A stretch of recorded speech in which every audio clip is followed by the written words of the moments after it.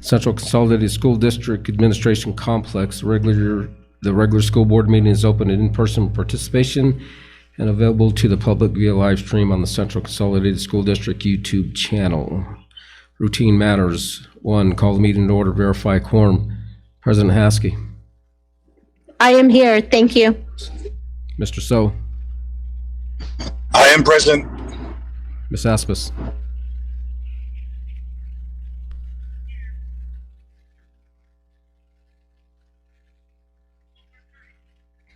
That was excellent.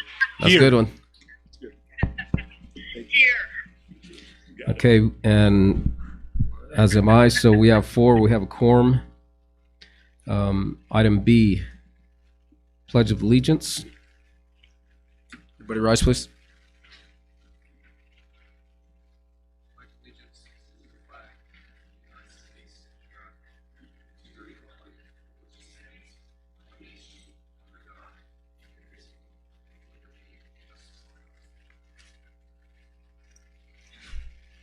Superintendent, would you please do a prayer?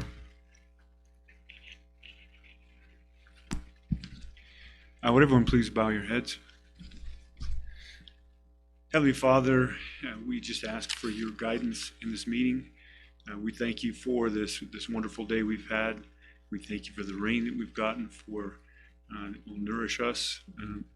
We just ask that those present keep the most important thing in mind, and that's the children of CCSD. And we ask that we also think about the people who are here, especially the culture and the traditions of the Navajo people. We ask that you bless this meeting once again in your name. Amen. Thank you.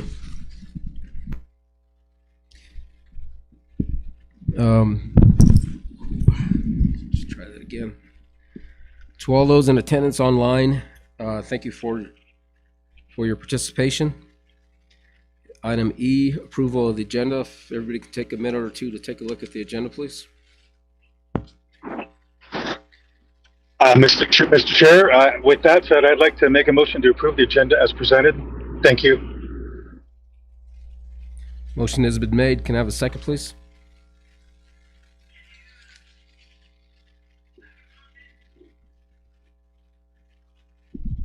Okay, go ahead. Please. Go ahead, Board Member Aspis. Okay, give me some time. She would like some time.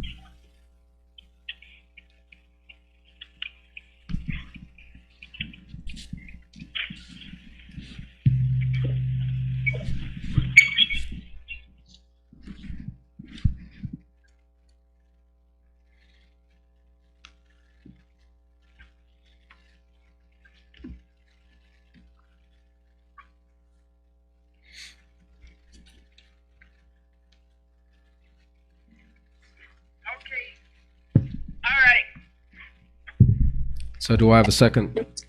I second. All right, thank you very much. Motion second has been made.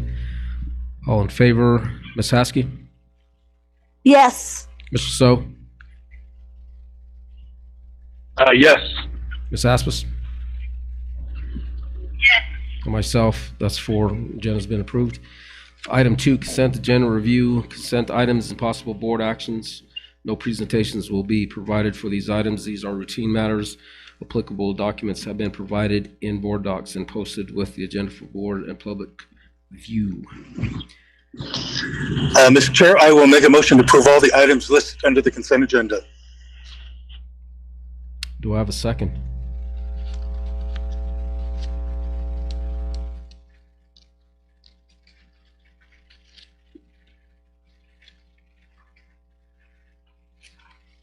Motion has been made. Is there a second to approve the consent I agenda? second. I second. All right, we have a motion. We have a second. Vote a roll call. President Haskey. Yes. Mr. So. Yes. Ms. Aspis. What's the, it's muffled, so what are we seconding or? So there's a Consent motion. agenda. There's a motion and a second to approve the consent agenda. Okay. Yes. All right, myself, that's yes. The consent agenda has been approved. I will state, though, just for the record, I do have some questions that I'll be asking you later about that. And I'd appreciate a response at your convenience. Thank you. On to item 3, possible questions from board on consent agenda items and or discussions of the items pooled. There were none, although there is a slight caveat to number 4, which is item B. The individual who's supposed to be doing the presentation is on their way here. So I'm going to ask the board for a little bit of leniency until she arrives. Do you need a vote on that or no?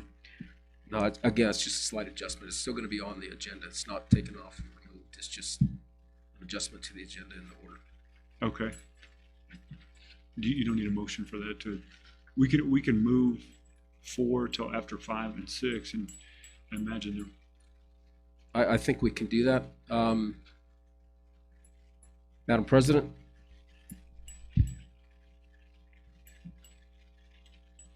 Yes, Did you catch that? I did. Okay, so it's just going to be moving around. It's going to still be addressed. It's just going to be out of order until the presenter gets here. Okay, that's fine. Thank you. All righty, thank you very much. I just wanted to make that noted. Again, really no change. It's just to the order in which it's presented to the general public and during the meeting. So thank you for that. Okay, on to item 3. Again, nothing. Oh, there she is, Ms. Asmus. I'll give you all a minute to sit down, then I can turn this over to Mr. Wells. So we'll give these two individuals a few minutes.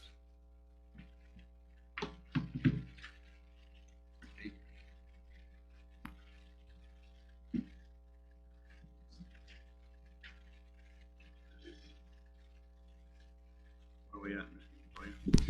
Mr. Wells, when you're ready, we are item 4, which again, as addressed, we can start with the comments from the audience because the presenter for B4 is not here yet. Again, we're just moving it around.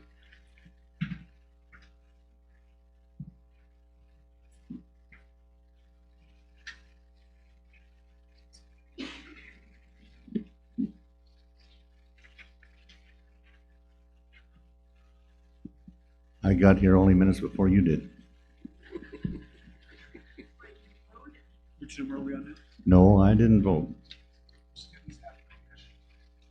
Okay. I was misinformed about the location of this. Ladies and gentlemen, I apologize.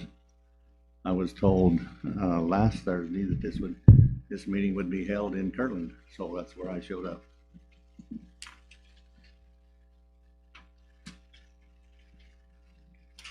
So again, at your convenience, Mr. Wells, we can move on to item 1, which is comments from the audience. We had the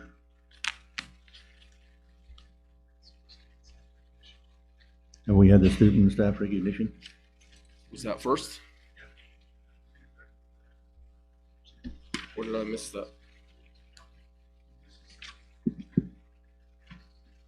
Okay. Are there comments from the audience? I apologize. I planned on. Oof.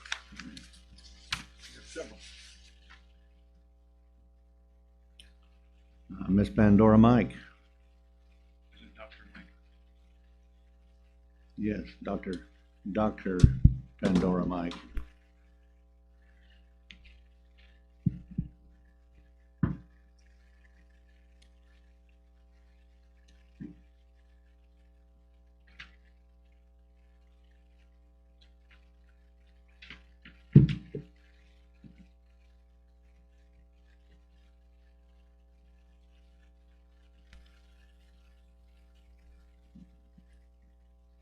Dr. Mike, you are a principal, just shout it out.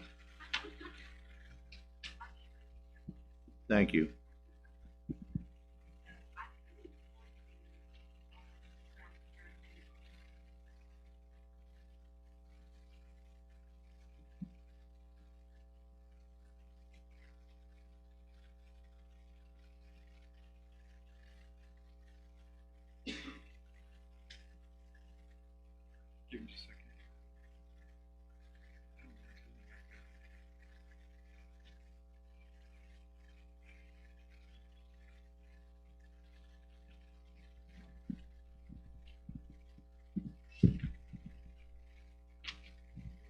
right up here. Hey, Jared, if you're not ready, she can just use my mic.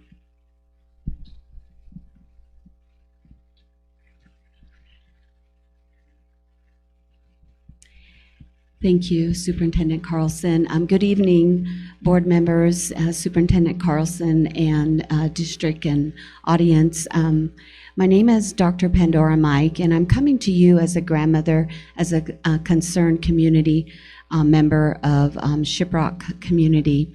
And I just wanted to talk a little bit about the cultural insensitivity that occurred recently at one of our schools, more specifically at Shiprock High School. And I'm talking because I have a grandson that attends there, and I was informed by several other parents that were also concerned that there was an act of insensitivity in terms of a cultural definite no-no of having an artifact used in a classroom for some lesson activities there at the high school. And, you know, in my culture, shared culture with a lot of us who practice traditional practices, you know, we do not associate death with our children in certain ways. And being around, you know, things such as skulls or bones, the remains of humans, is not appropriate, and especially in an educational setting. And learning from that as an educator, you know, I have to look at it not only as a grandmother, but as an opportunity as an educator of where do we go from here? What do we need to do to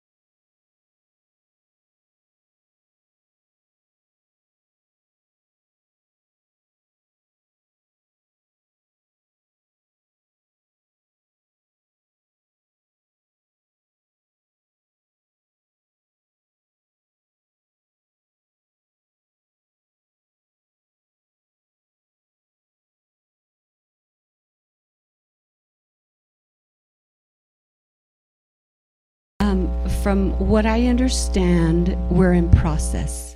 So basically, from what I understand, you know, and I think Mr. Carlson has somebody here who could talk a little bit more in detail about it, but I understand there was an initial prayer that was done, but I think more prayers may be needed.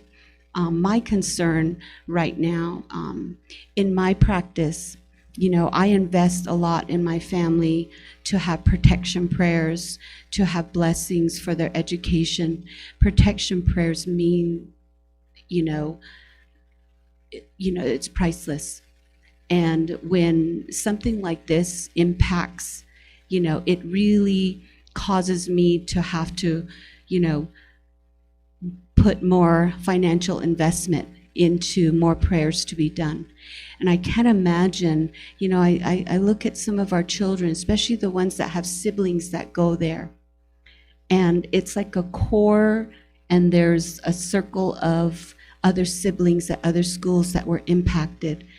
And then us as a district are the outer circle, we're impacted. And, the investment that you put into, mental wellness for our children is impacted. And so I have to seek out another protection prayer. It's like, all of a sudden we undid what we restored. And I can't imagine some of those kids who can't afford to do that. And their parents, the holiday season's here, and they can't afford to, go seek out a medicine man and get something done for them. So I'm concerned about those kids as well. But mainly right now, I love my grandson, and he's been through a lot. And I just want, his focus, his direction in life, his prayers are there. I want it to move forward in a good way. I understand and I respect that. Is there, and you're talking about individually, is there something else that we can do as a district that will alleviate or make up for that shortfall for others? To say the least, I think a public apology is important. I think that an invitation, if you're having a medicine man, invite those of us who are concerned. I'd like my son to have a protection prayer done. So that, to me, that would be helpful. And I honestly don't know all of the specifics, but what I would like to see is, training. Well, certainly to avoid yes, such a thing in the future, but I'm talking like what can be done. Like I said, I haven't heard what has been done. I knew that a medicine man was in the mix somewhere. I don't know whereabouts that came about, or has not come about. But at what point what can the district do that will alleviate that for everyone's needs, not just your grandson's? I think that's a really good question, and honestly, I'm not prepared to answer that. I think that, perhaps I could defer that to those that are cultural leaders that have that knowledge. I know Mr. Brady is here, and I know that he's a great resource to help us move forward in a good way. And honestly, I want us to all move forward. I mean, this is a great learning experience. It hurt, but we have to move forward to protect our kids. And how do we avoid something like this? And hopefully we can. Vice President Wells? Yes. I share the same concerns. I think with this topic, I think this has to be an agenda item with so that we as a district can move forward to address this matter. It's a very sensitive matter. I want to fully explore this, but we're in public comment, so that section. So I would like to add this as an agenda item, if not this meeting, to have this conversation ongoing. But I think with public comment, I think we can only address it so much. So I would like to add this as an agenda item. Thank you. We can see that that's put on the agenda.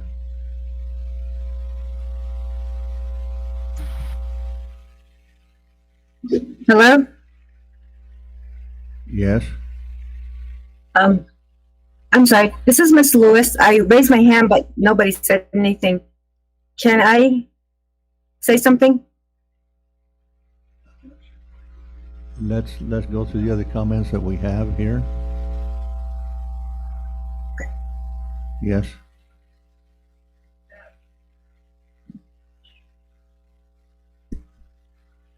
At the time when it's put on the agenda, we can further get comments and discussions about it.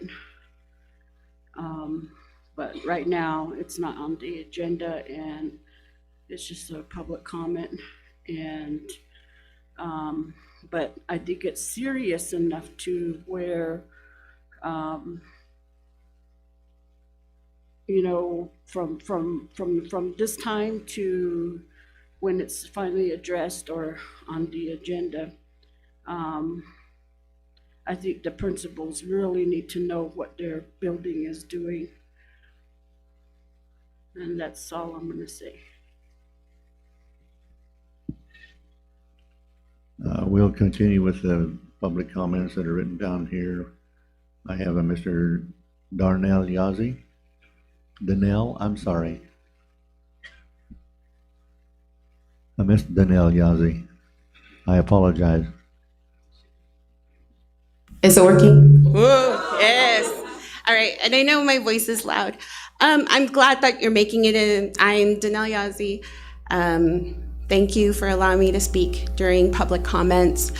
I have placed all of my children through CCSD since forever, from the time they entered elementary to graduating from Shiprock High, and my last one is graduating. One of my daughter, my youngest daughter, who has struggled through school, and this past year we spent our entire year doing nothing but ceremonies after ceremonies after ceremonies after ceremonies. And to hear it come about, I'm glad that it's an agenda item, because I really think that you need to understand the impact that it has.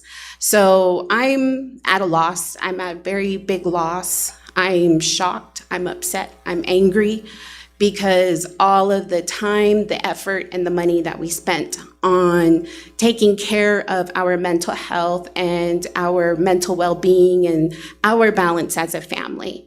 I wondered what was going on with my youngest daughter, because something was going on. I didn't know what it was, but when this came about and this was put into light, I am upset, especially because of the fact that she participated in these ceremonies right next to me. She was a part of every single ceremony, and she was benefiting from the positivity of it, but she had to give a lot physically. And all of that was just undone the first day she walked into the classroom. And I'm really I honestly think that it does have to be talked about. I'm very much into restorative practices. You've heard me push it, but and I don't have an answer.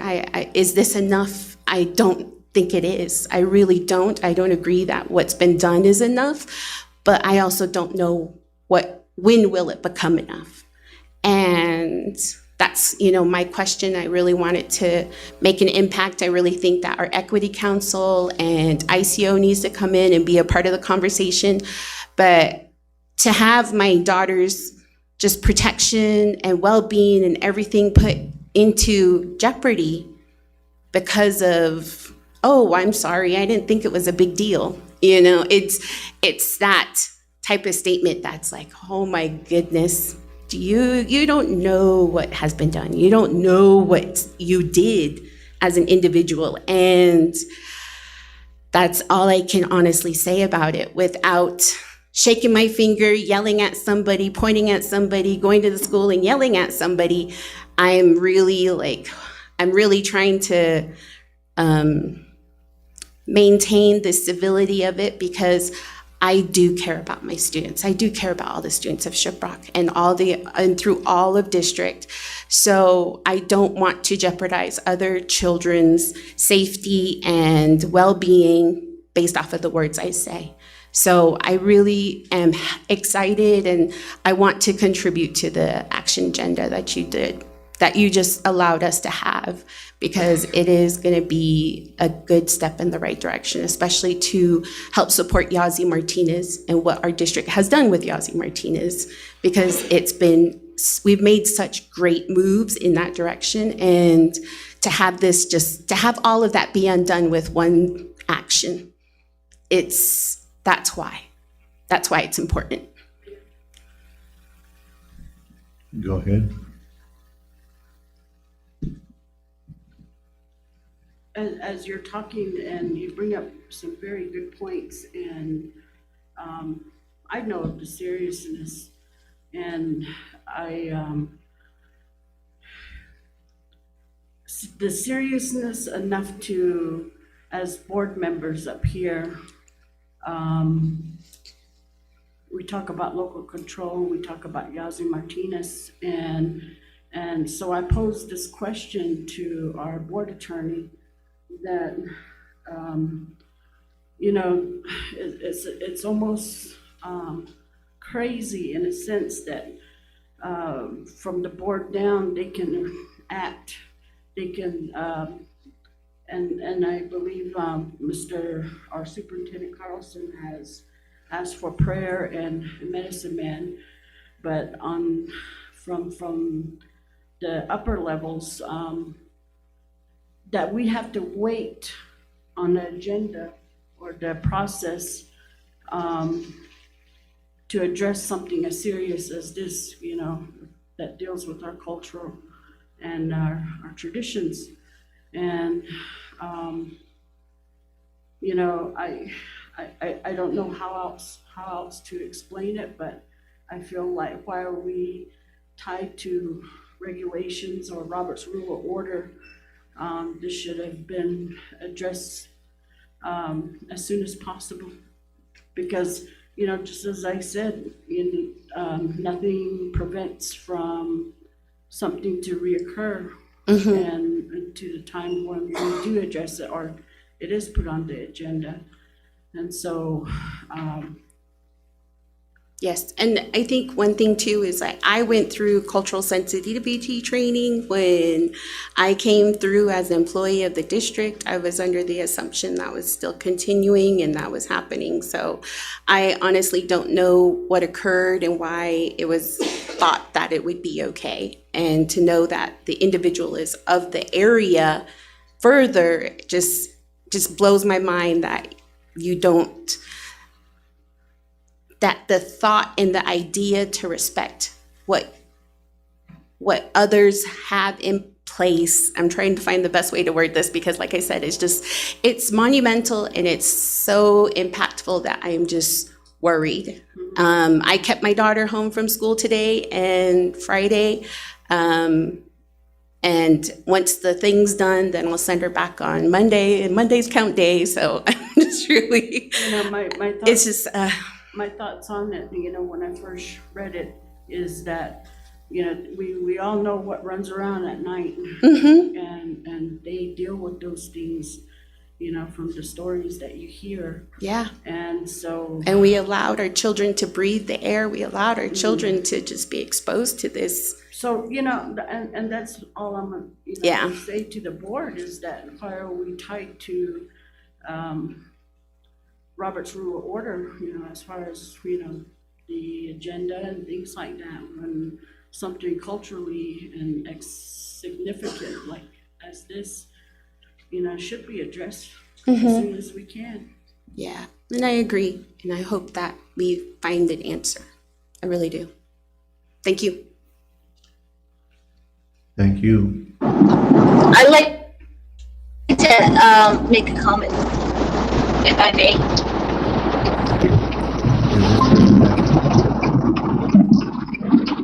Can you hear me? Can you hear me? Is this President Askey? Yes. And I'd like to make a quick comment in regards to the discussion. In terms of the seriousness of the situation, it's not that the district is ignoring what has happened. I believe by moving forward, we are making it a priority to have a full discussion in regards to the sensitive nature of what happened and how the district can avoid having something similar happen again. Me, I was raised traditionally, I completely understand.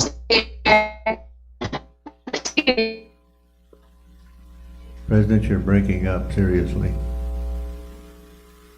I mean, you're seriously breaking up. How it can affect our community and our kids. I'm sorry, I'm driving, but I want to assure the community once we were notified of the situation, that we are really, we want to have this discussion. We want to have a thorough discussion and get input from the community and really talk about how we can remedy this. How we can we can't have that discussion fully in a public context. We want to have that dialogue, and we want to make sure we have the discussion solely on this situation, so we can work through this issue so it doesn't happen again.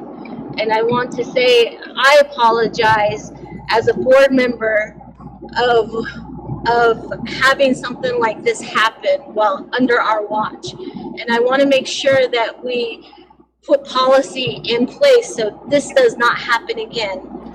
So I want to let the community know that now we're aware of it and we want to make sure it doesn't happen again. And I want to assure the community that we want to hear from you. We want the input so that we can make those policies so that our kids are safe.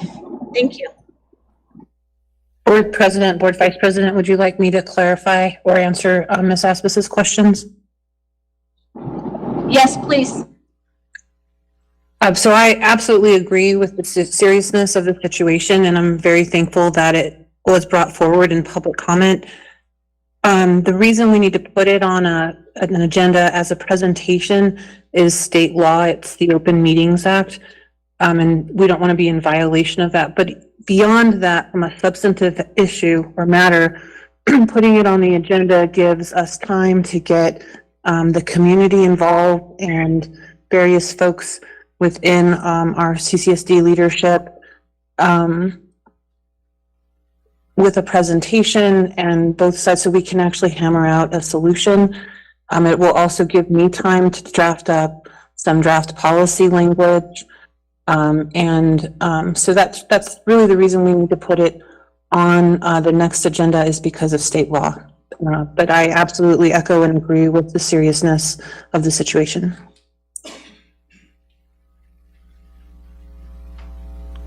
Okay, Nick, go ahead.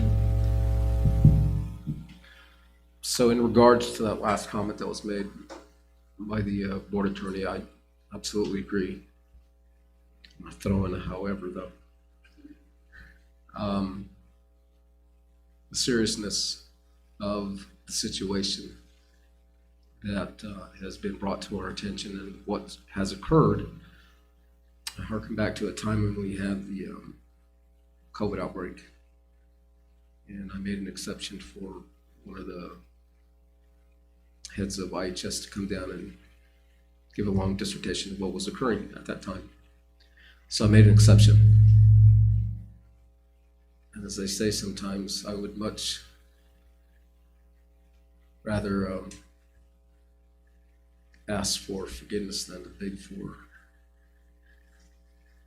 the opportunity to do so through that process in the law. And I understand it, I get it. To me, the moment and the issue and the concern, and I too, as some people are aware of, raised my family in that culture and tradition. So therefore, I take it very, very seriously when these things happen and are, quite frankly, disrespected. It's hard to say out of ignorance, but I mean, it happens.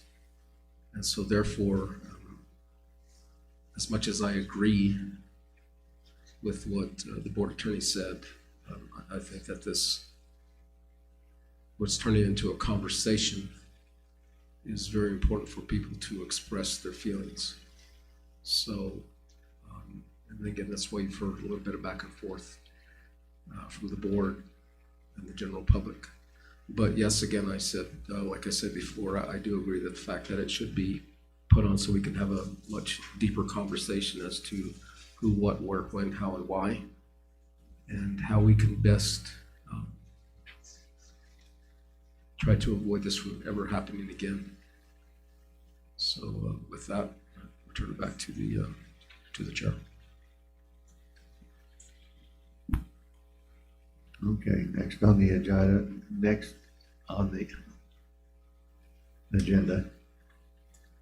from White, Matthew White.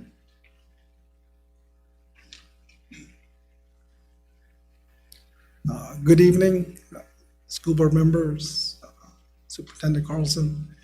Come here as a parent to students that two of my children go to Shiprock High School.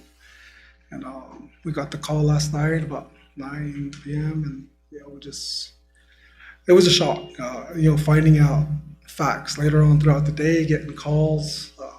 I'm very involved in the community of Shiprock, former alumni, entrepreneur here in Shiprock. So my phone was blowing up today. And it's very disheartening, it's very concerning, but I want to appreciate that something was done early this morning. I want to give credit where credit is due. Somebody made that call, somebody made that and took action. And I want to say thank you, because our kids are our priority. It's very fragile. We invest in them. We talk to them, and it's hundreds of years of traditional values, concepts every day. It's not just only on one day, it's every day. And we're passing that on to our kids. It did shake up my kids. They were shocked. So, anything to do with death. And I know there's cultures that have a day for that, but we don't. And if you're gonna have schools on the Navajo Nation, you should have some kind of cultural sensitive training of some sort, because you're dealing with Navajo children. So, but I want to say thank you for taking action. Whoever made that call, I appreciate that, but there's more that needs to be done, I believe. 4-day protocol, before that new moon comes up. There's procedures that we take. So, I just want to say, things happen for a reason. It's not, let's find how do we train, from the higher ups to teachers to volunteers to substitute teachers. We need to be informed. They need to be informed. They're going to come on the reservation and teach our kids. So that's my comment for this evening. Yeah. No, okay. Board Vice President, may I just clarify something in light of board member Montoya's comments? Go ahead. Yes, sir, thank you. So we do have some options. We could call a special meeting. We could also call an emergency meeting, and in addition to that, restorative justice practices can be initiated immediately now that superintendent and the board know the concern. So I just wanted to let you guys know there are options on how to have a more thorough review of the concerns. Thank you. Next up, we have, yes, I agree with board attorney that, a emergency meeting but, and I hope I explain, my opinion right, but, I just don't like the fact that, we talk about Yazzie Martinez, we talk about, our culture, and we want our children to understand and respect and live by that, but then yet we're still tied to state's permission to observe, and I don't understand that, and in fact it makes me more angry because just as the gentleman said, there's 4 days, there's a reverent time that is allowed, and to make sure that things are done, and prayers are said, and I agree, our most important resources are our students, and mental health, spiritually, culturally. So it's about time state acknowledges or learns that our culture, we don't need permission. This is an emergency. We've never had something like this happen, and if you were to get grandparents and your chays and grandmas, and they would be saying yeah, and things like that, and so I don't know how best to, but tomorrow we could address it. We could open it and start addressing these things. May I make a comment? So I'm going to read to you, the New Mexico School Board emergency meeting process can include calling the meeting for a pressing, unexpected issue, giving reasonable notice to board members, and limiting the agenda to urgent matters. Virtual meetings are possible during emergencies, and public participation may be restricted or managed through specific online sign-up procedures. And it talks about how to call an emergency meeting. An emergency meeting is called when an urgent issue arises that requires immediate attention and cannot wait until the next regularly scheduled board meeting. So to Ms. Aspas's point, and to the cultural significance, and as much as the state of New Mexico puts upon Yazzie Martinez and the cultural linguistic learning and importance of that, I'm certainly suggesting that we do that as soon as possible, to have a meeting so we can address this publicly and through the school district to try to bring some level of and some semblance of calming to the community. Thank you. thank you. We can certainly look into scheduling an emergency meeting, considering the gravity of this incident with the cultural implications of the members of the community. Next, I have here a Don. Is that Stryker?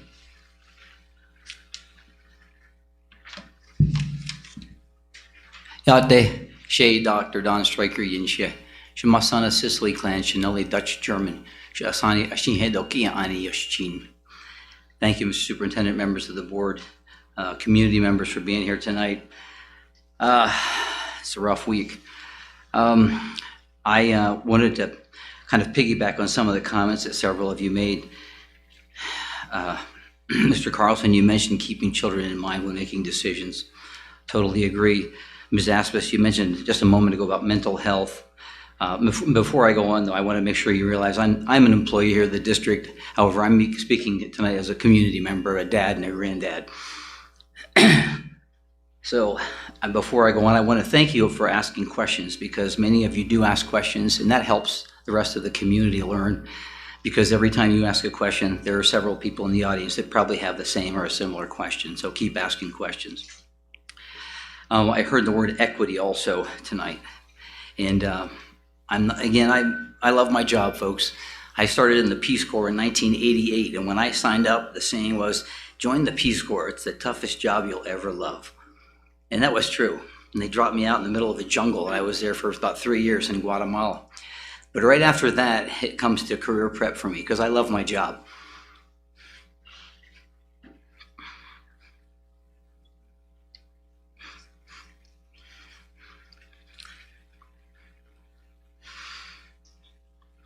And we talk about services.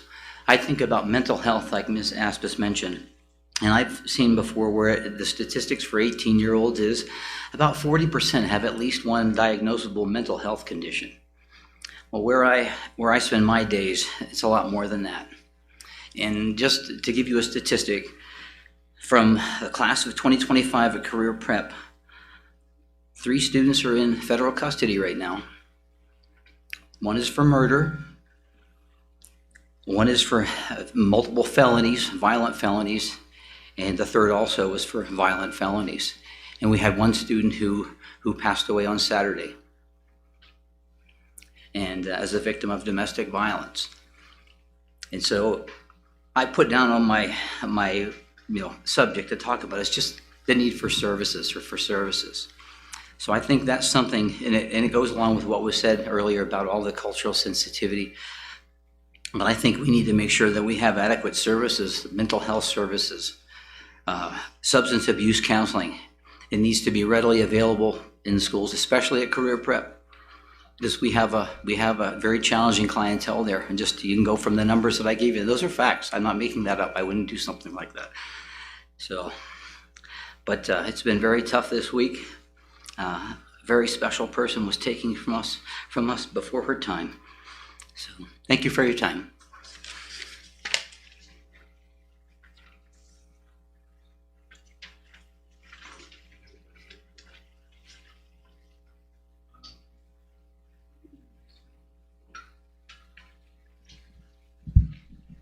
We want to have a special recognition.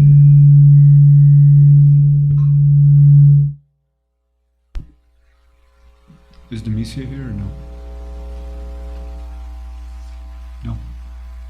We can do the Mesa one probably, though. They're here, so. Special recognition of Mesa Elementary achieves traditional status. It doesn't say who is going to do that.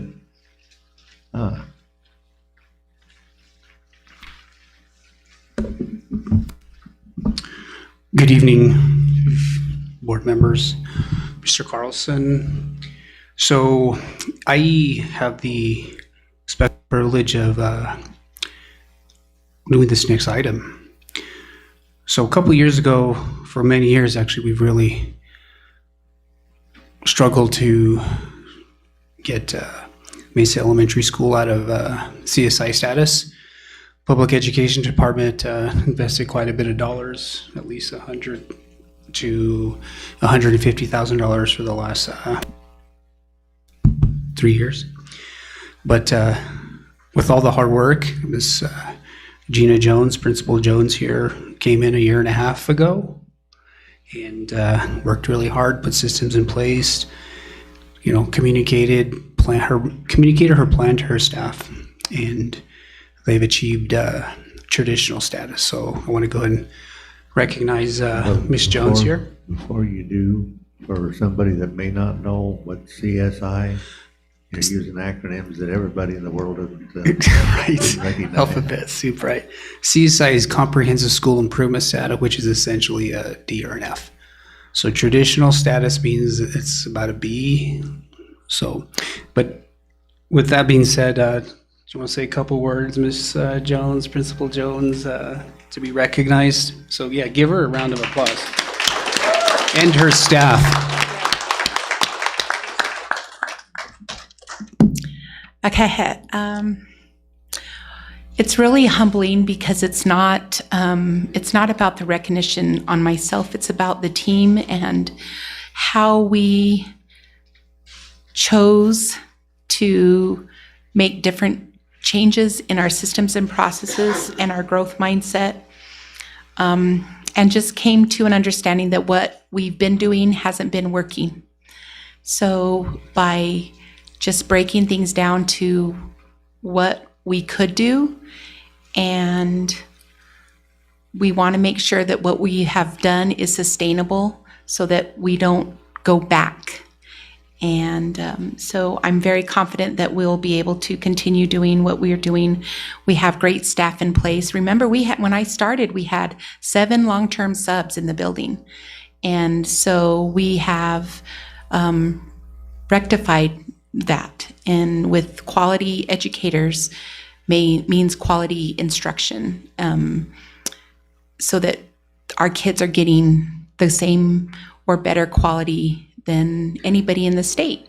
And there's no reason why our students can't achieve whatever they want to. We're not there yet, but our goal is to get our students where they have options.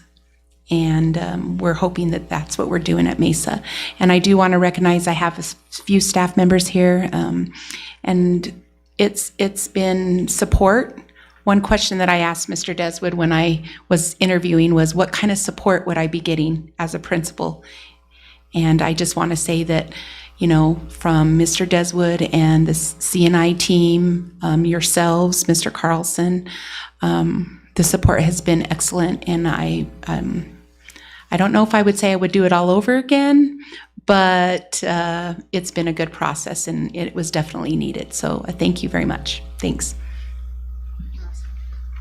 Before you leave, Ms. Jones, hang on. Okay. Go ahead. First of all, I want to say thank you for hearing us out. I'm Mrs. Claw, and I'm actually born and raised here. This is my stomping ground. I went to school also at Mesa Elementary when I was a first grade, all the way to 7th grade, came here to the high school, went to the new high school. Who'd have thought I'd be a teacher, but I do enjoy working with my people, our community, and Gina has done a great job. Also know Gina as one of our coach, but I walked in last year as a kindergarten teacher and I moved up to 5th grade.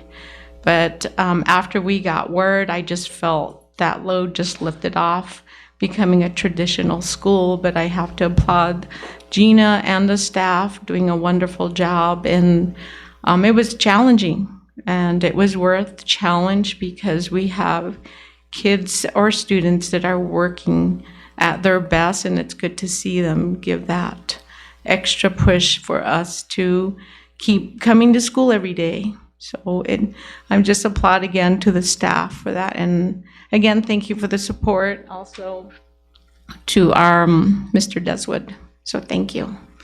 And thanks to the staff for listening. Thank you. Little background, my wife taught several years at Mesa, and when the district moved her to Kirtland, she was disappointed. But there were... I'm not. Thank you. There were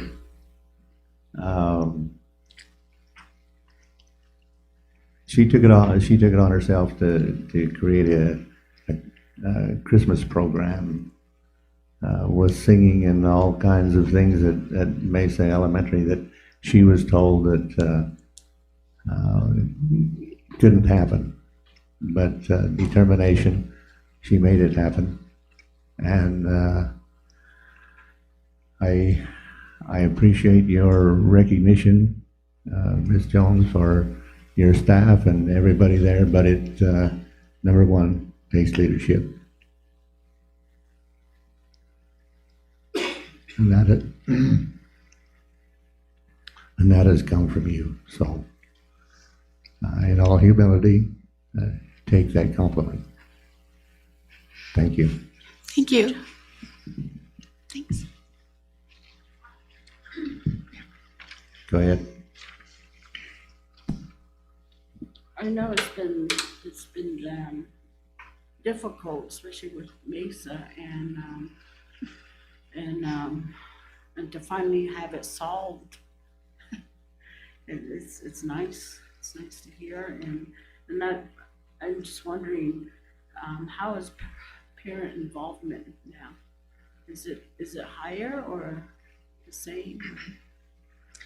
No, we've been averaging about 100 to 150 parents and staff or students at our family engagement nights. We filled the PAC Center last Christmas with our Christmas program, and our parents came to student-led conferences. We had over 200 parents at our student-led conferences out of 240 kids so we had a really good turnout. So we have seen increased family engagement, increased likes on Facebook. And I think it's just helped when your kids are doing their part and they're being a success. The parents want to support that. So we're really excited. We had more at our trunk or treat. So we're seeing a lot more family engagement throughout the year. We even had a spring formal, and we packed the gym with parents dressed up to their nines with their kids, and moms dancing with sons and daughters dancing with their dads. And so we're going to continue some of those great things that we've started. Right. That's why I was asking, because Judy Nelson, I see theirs on Facebook, and some of the activities, I want to go back to school over there. Thank you. Thank you.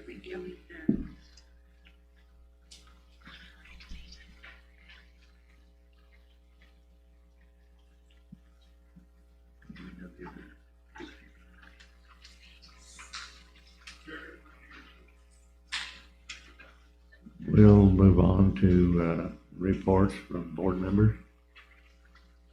Number 6. Go ahead and get started. Go ahead. So,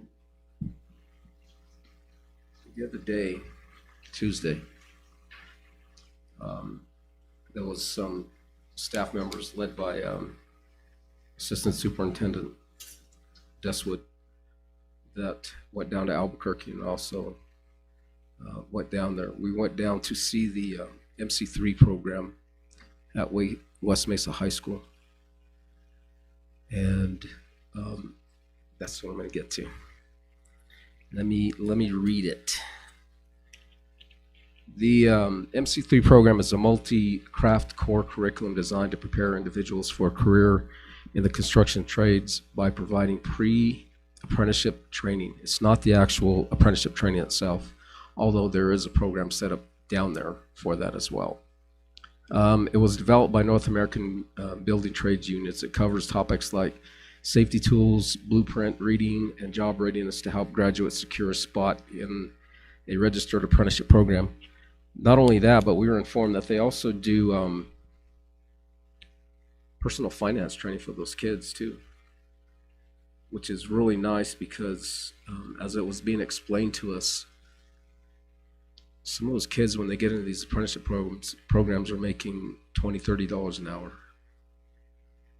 And if I'm not mistaken, Mr. Deswood's 9 different crafts, I believe, is what it is that they ready them for, right? 9? Okay, so the varied different crafts that they do, and it's really impressive. And as we were getting ready to leave, we were talking to Joan. She's one of the leads down there for that program.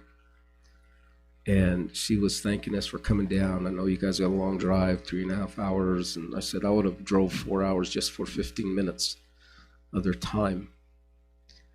And what I wanted to go down to do is, because I had a really good grasp of what was occurring down there, but I wanted to talk to the kids, the students that were involved in this program, and ask them several questions. What are you doing?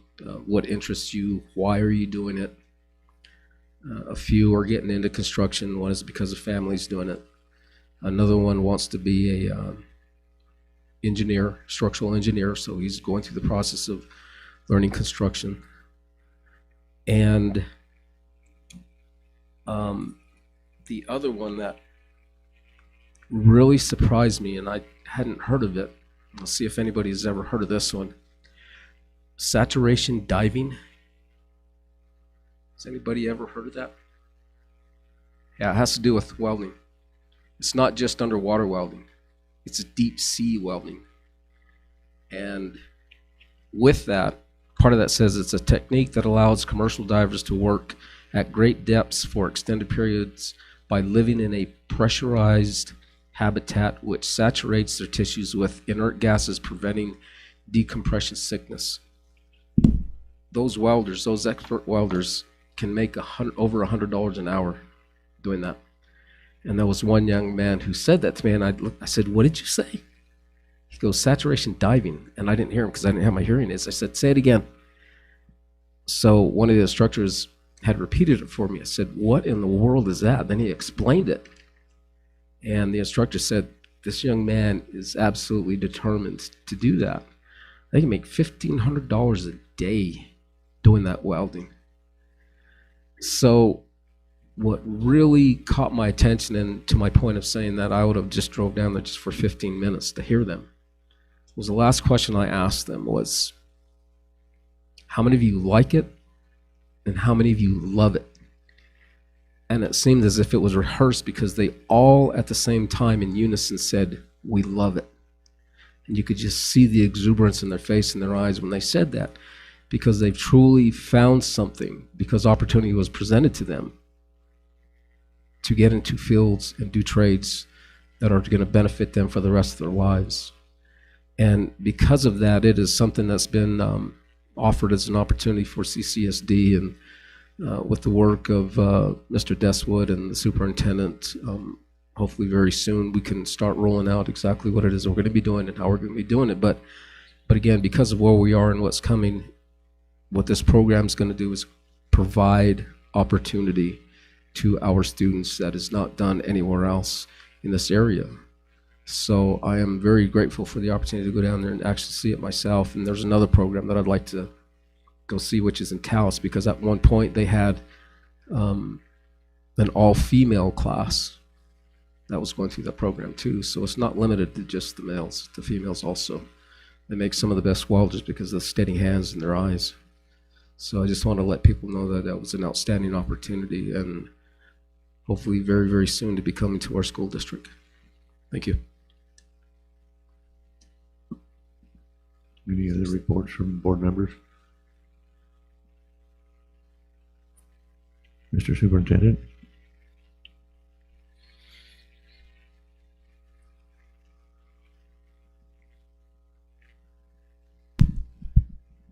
All righty, folks, it's my duty to report as a part of a fairly recently adopted board policy, all of the fundraising requests that are below a certain level, as well as gift and field trip requests. I do have quite a few of these. I will do my best to speak quickly. The first one is for Eva B. Stokely, a school activity. The sponsor is Jeannie Lewis. The name of the activity is EBS School Spirit and Pride T-shirts. By the way, this is a fundraising request form. The projected amount to be raised is $500. There's a yearbook one from Kirtland Central High School, also fundraising request. The sponsor, Eugene Ticini. It's yearbook sales. Students will purchase yearbooks from the Secretary Rose Fieldstead, and they will raise $5,000 in that process. There are some travel requests. The first one is for Ojo Amarillo Elementary. And that one there is a local field trip for 158 students. And that is going to KCHS. There's another student travel pre-approval from OHO Elementary. Trip destinations is the Performing Arts Center. And that one has already taken place. That is for a Veterans Day program that the school had there. Another one from the same department, and the sponsor's name, by the way, is Natalia Cruz, and she's the choir teacher there, the music teacher. For that one is to give the students the opportunity to share their musical learning by performing Christmas songs at a concert as well. Kirtland Central High School from Florence Figalan, I don't know if I said that right or not. That's a robotics tournament. And so for that one, students will be traveling by bus to develop their skills in science, technology, engineering, and math in Baker Middle School in Kayenta, Arizona. We do have several, maybe 4, requests for approval of donations. And the first one is a non-financial gift of a value of $3,700 for the counseling program. It is from the Steered Straight Foundation. Steered Straight. Another one, the donor is American Geophysicists Union, and that one is, the program is a school garden, Noschidi Elementary. The amount is $2,500 for that installment. It will be used for the cornfield and traditional arbor at Noschidi Elementary. That's a continuation of a previous donation. And I think we have 2 more. The donor is from Holt Hamilton Films, and the program is the volleyball program. It's a check for $250 to be used for volleyball banquets, apparel, and summer camps. That's Shiprock High School. Also from Noschidi Elementary Schools, Whitewater Community Church is the donor, a Christmas shoebox for the students. For all 83 students, valued at about $20 per box. It's $1,660. These will be passed out to each child at Noschidi Elementary School. And that's what I have there. Go ahead. Yeah, I just wanted to add to that. I attended the Navajo Taco Sale over at TVA, and that was an outstanding turnout. There was a lot of people waiting in line, and it was very good. And I believe they're supposed to do it again in February, if I'm not mistaken. Could be, possibly. I think so, yes. Certainly highly encourage everybody to go and attend and get a nice meal for $10 and help the students. Do you mind if I add to my report there, Mr. Wells or Vice President Wells? No, go ahead. I kind of wanted to address some of the comments that were made. I do appreciate Mr. White and the other folks who made the comments. I want you to understand that when we heard about this yesterday, we took it very seriously, and we know that it's a horrible thing for folks in the community to have to deal with, and that people have been going through a lot. But I'd like to acknowledge our ICO department, who they were involved from the minute it started. I got a lot of my guidance from Dr. Begay, but also from Nathan Brady, who's sitting here right now.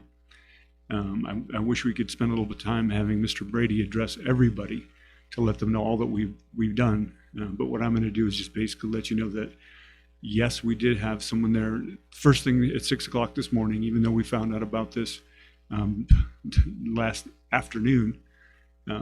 We made sure we addressed it as quick as we could. My goal and what I told them is, if the students are not safe, we'll cancel school. I was assured that through this process, the students would be safe, but we're not finished, and we were not even close to being finished. There's a continuation that will happen this Saturday. And so when students come back, that the entire building will be cleansed. I don't know how much about that I can say, but through this process, we've already begun the conversations to address why this happened, like board president had asked. And we have had some lapses in training, obviously. That's something we have to rectify, and we have to do it immediately, because we know that this cannot happen again. And so we'll make sure that happens. I could make excuses and say, yes, we trained principals and they were training staff members and everything. But it wasn't enough because it did happen. So I apologize as the superintendent of the district for any inconvenience to anyone, whether in the audience or online or anybody listening.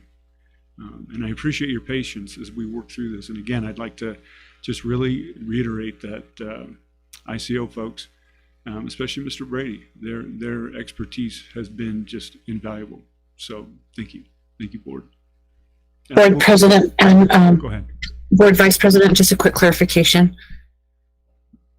Go ahead. If the superintendent wants to defer to Mr. Brady during his report, that is allowed under the Open Meetings Act because it is noticed as part of his report.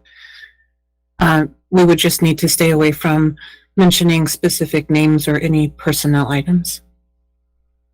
Okay, I'm going to ask that Mr. Brady come forward then. And again, Mr. Brady and I, we went to Shiprock High School at lunch today, and the entire staff was in their library. And Mr. Brady did a fantastic job of kind of letting them know the sequence of events, what we had done and what we're planning on doing. And he fielded questions. I fielded questions. And there are no questions from staff that we won't answer or attempt to answer because we want them to assure we're doing our best to address the situation. So Mr. Brady, if you don't mind, you can, if you want, you can just use that microphone there and just if you kind of give it a synopsis of what you've done and what the ICO department's done. Thank you.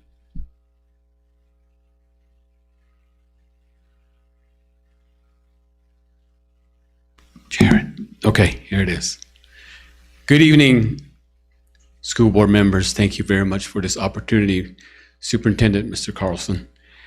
We, as a department, as a family, we came together and last night around about 9 o'clock p.m., we secured a medicine man to come in and provide a blessing, a cleansing type of ceremony at Shiprock High School. We did that with Mr. Carlson's knowledge and with Mr. Deswitt's knowledge as well. And it was a short, to the point type of cleansing that took place and into the high school, into the classroom, and then around the surrounding doors. It is going to be an additional ceremony and the additional cleansing that needs to take place where it's going to be all the rooms that will be cleansed and smudged with ash as well. Now, we've gotten some feedback and some parents have asked that it needs to be a bigger type of ceremony, a more in-depth type of cleansing. But when we were notified, we jumped and secured and got this into action. And my personal feeling about it this morning, I was satisfied with what took place. And speaking to the staff at Shiprock High School, I assured them that, you know, we were going to continue to do the right thing, continue to make these good choices, because I've taught at Shiprock High School for 5 years.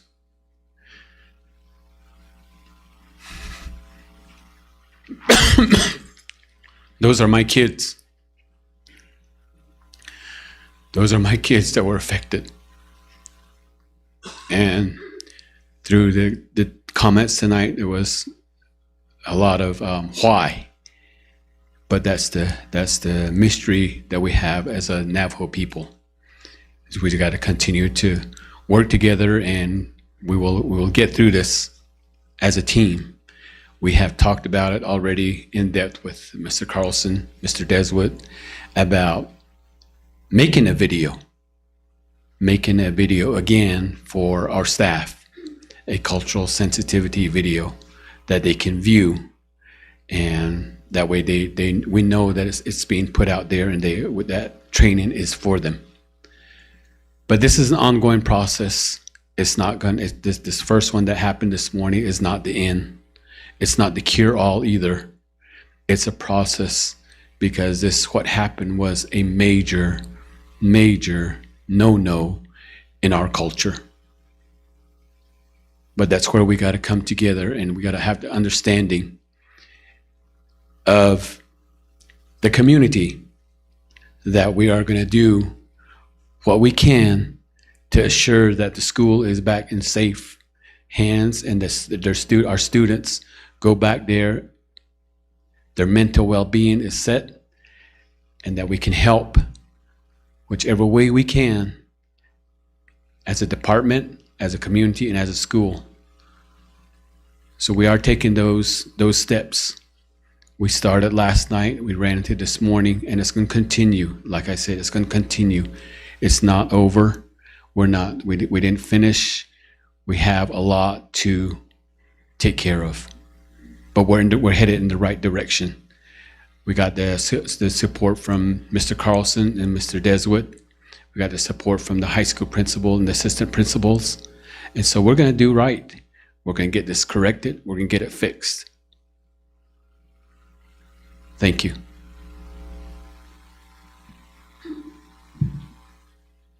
Thank you.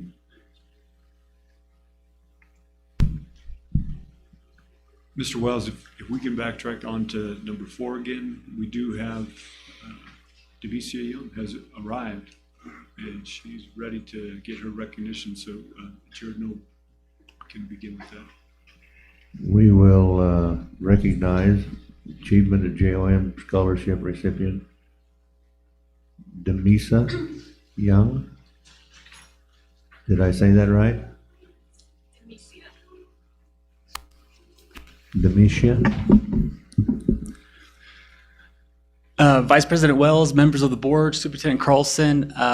Today we brought a former alumni from Shiprock High School, graduated last year from Shiprock High School. But next to me, I want to have our JOM supervisor deliver the recognition for Demisha. Good evening, President Haskey, Vice President Wells, members of the board. My name is Nemesia Cientes, so Demisha and I probably get that name mixed up majority of the time. But Tabaha Nishlan Tudijini Bashajin Batani Dashate Tajini Dashanele. I am the Johnson O'Malley supervisor with the ICO department, and a couple of weeks ago, I attended the National Johnson O'Malley Association conference in Denver, and at the banquet, I recognized Demisia's name as one of the scholarships for National JOM, and I couldn't forget that name because it's very similar to mine. As soon as I heard her name, I wanted to come back and share the exciting news with the district and the staff. And Demisia, I'm going to go ahead and read why she had won the scholarship. And this scholarship, since it's at a national level, it was a pool of applicants from Native Americans across the nation. So other tribes, other students also had their applications in there, and Demisia was one of those students that won. And she had won because she was an excellent student who showed passion for her field of study as a radiologist while attending high school. She also studied for her nursing assistant certificate. Her dedication to her people is inspiring. And she won because her dedication, her passion for helping others and her people. And so I just wanted to also share that last year she was one of our JOM students, our seniors, who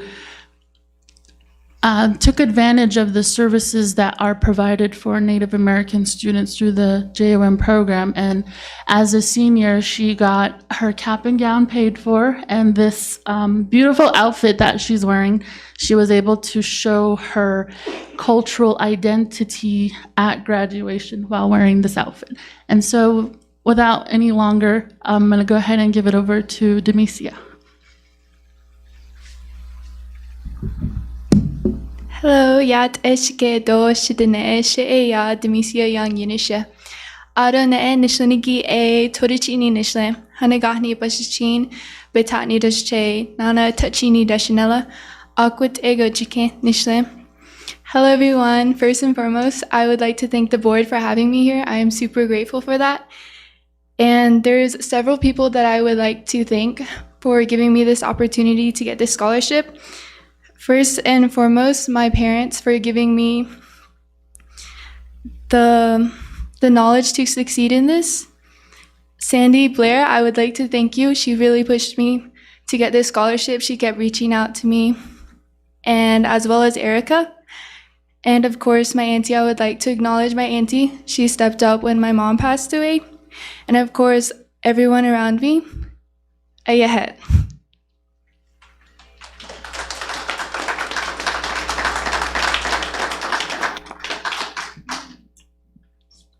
Thank you and congratulations to you.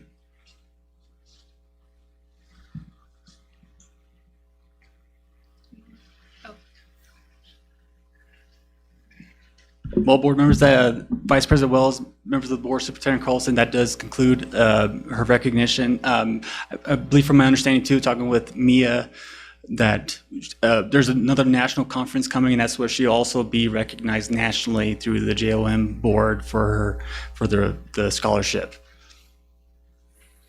Thank you. Thank you very much.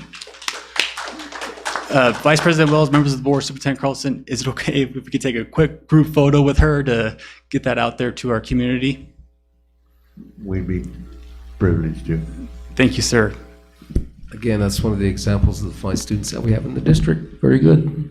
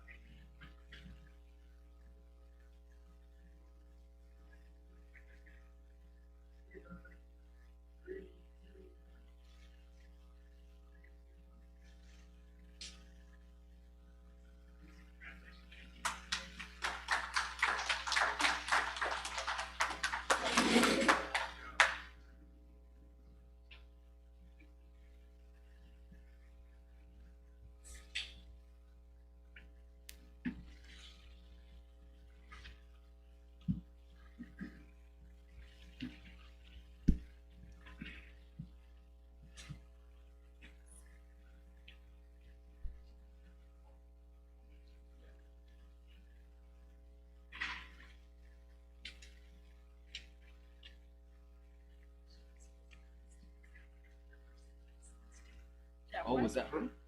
Really? Yeah, what? That's so. Yeah. This is an aspect. Enlighten us.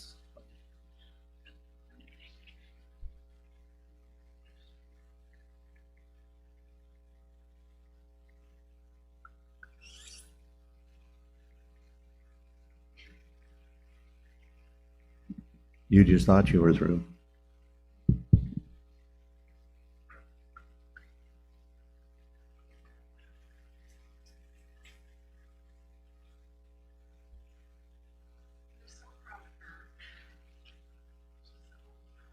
Microphone, turn it on.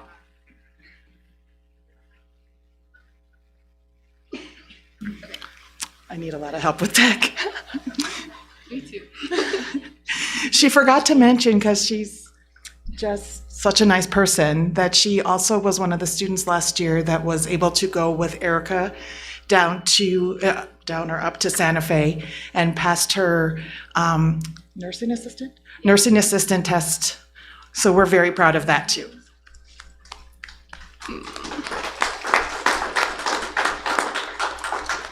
Okay, so I was also asked to share my experience. I am beyond grateful to be able to be taking dual credit in high school at San Juan High School.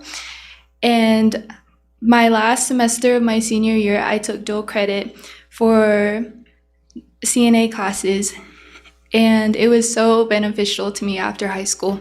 And I'm so grateful that CCSD provided the financial need that I needed to go to Santa Fe. And in Santa Fe, I took my state exam, and a few weeks later, I had got the email I passed. And with that certification over the summer, I worked at a nursing home in Farmington, and honestly, my pay was really good. So I'm really grateful. And with that paychecks, I funded my own trip to California. And I went to go watch the Dodgers play with my boyfriend. And yes. And I also, with that paycheck, I got the brand new MacBook laptop that I use for school now. And that's how the certification helped me, and how CCSD really helped me fund for my schooling for my first semester at college. So I appreciate everything you guys done. Thank you. Thank you.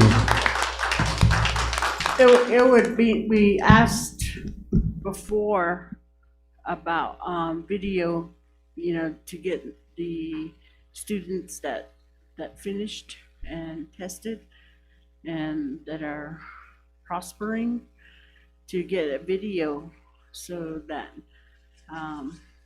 we can post that and so the other students can see that and see how, it's not work when you enjoy what you do, but then also the extra perks from it too, just as you said, you went to California, and so I think there's so much that other students could see and learn from you also. Thank you. Yeah, of course. I really didn't know this was available to me until my high school advisor brought it up, because at first I wasn't really fond of nursing because I don't really like needles and everything, but she was like, you should try it. It's a fully funded, you can get your certification by the end of the senior year. And for that, I'm really thankful that she showed me that and that you guys provided it. So thank you. I remember at the beginning of the school year when we were sitting over at Shiprock, your name being mentioned, that you had gone, and now here you are telling us about it. I'm grateful to have met you and know you, and congratulations to you. Yeah, thank you. Thank you so much.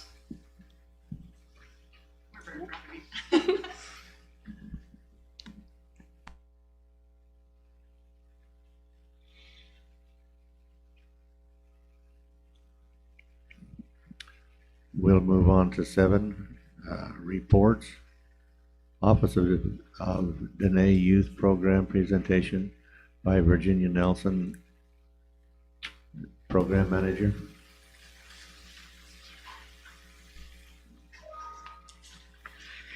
Good evening. I have a loud voice, so I'll step back for a bit, but I just want to say thank you for allowing us to be here this evening. She Virginia Nelson and she dot kobajna agency ki ani bashish chin ashin dashanala dot okay dashiche. And I am originally from Crown Point, New Mexico. That's where I travel from work. So I'm here today to representing the Office of Dine Youth. Again, just like we just saw a product of Central Consolidated School, and within the Navajo Nation, we value our kids in regards to their education. We value them for being a part of the sports program. We value them because they're our kids and they're precious to each and every one of us.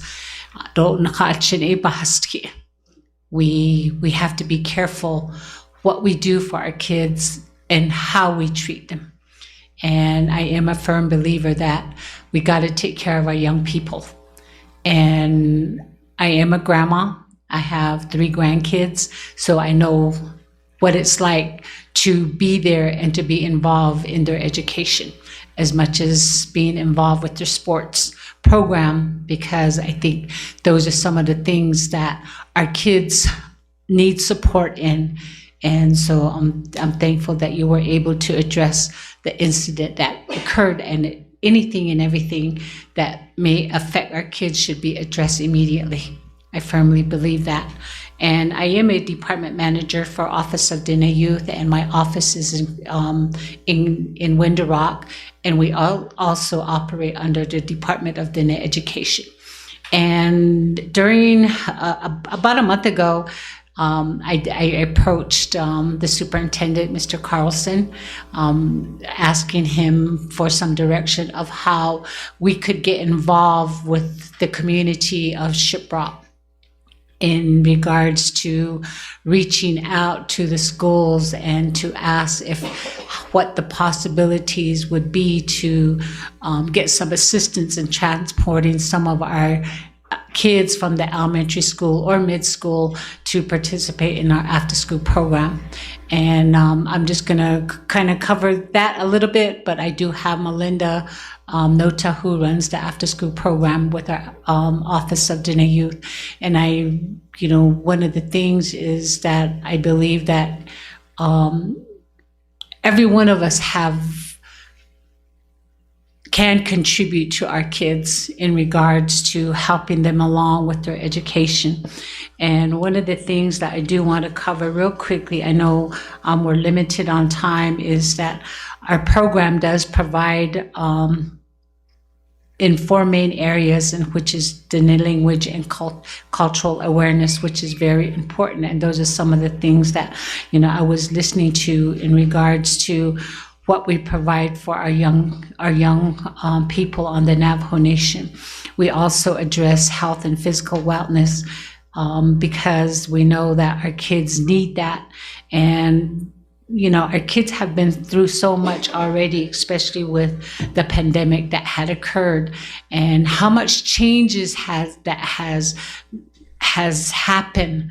And we're never going to get back at that same norm as we were before the pandemic happened.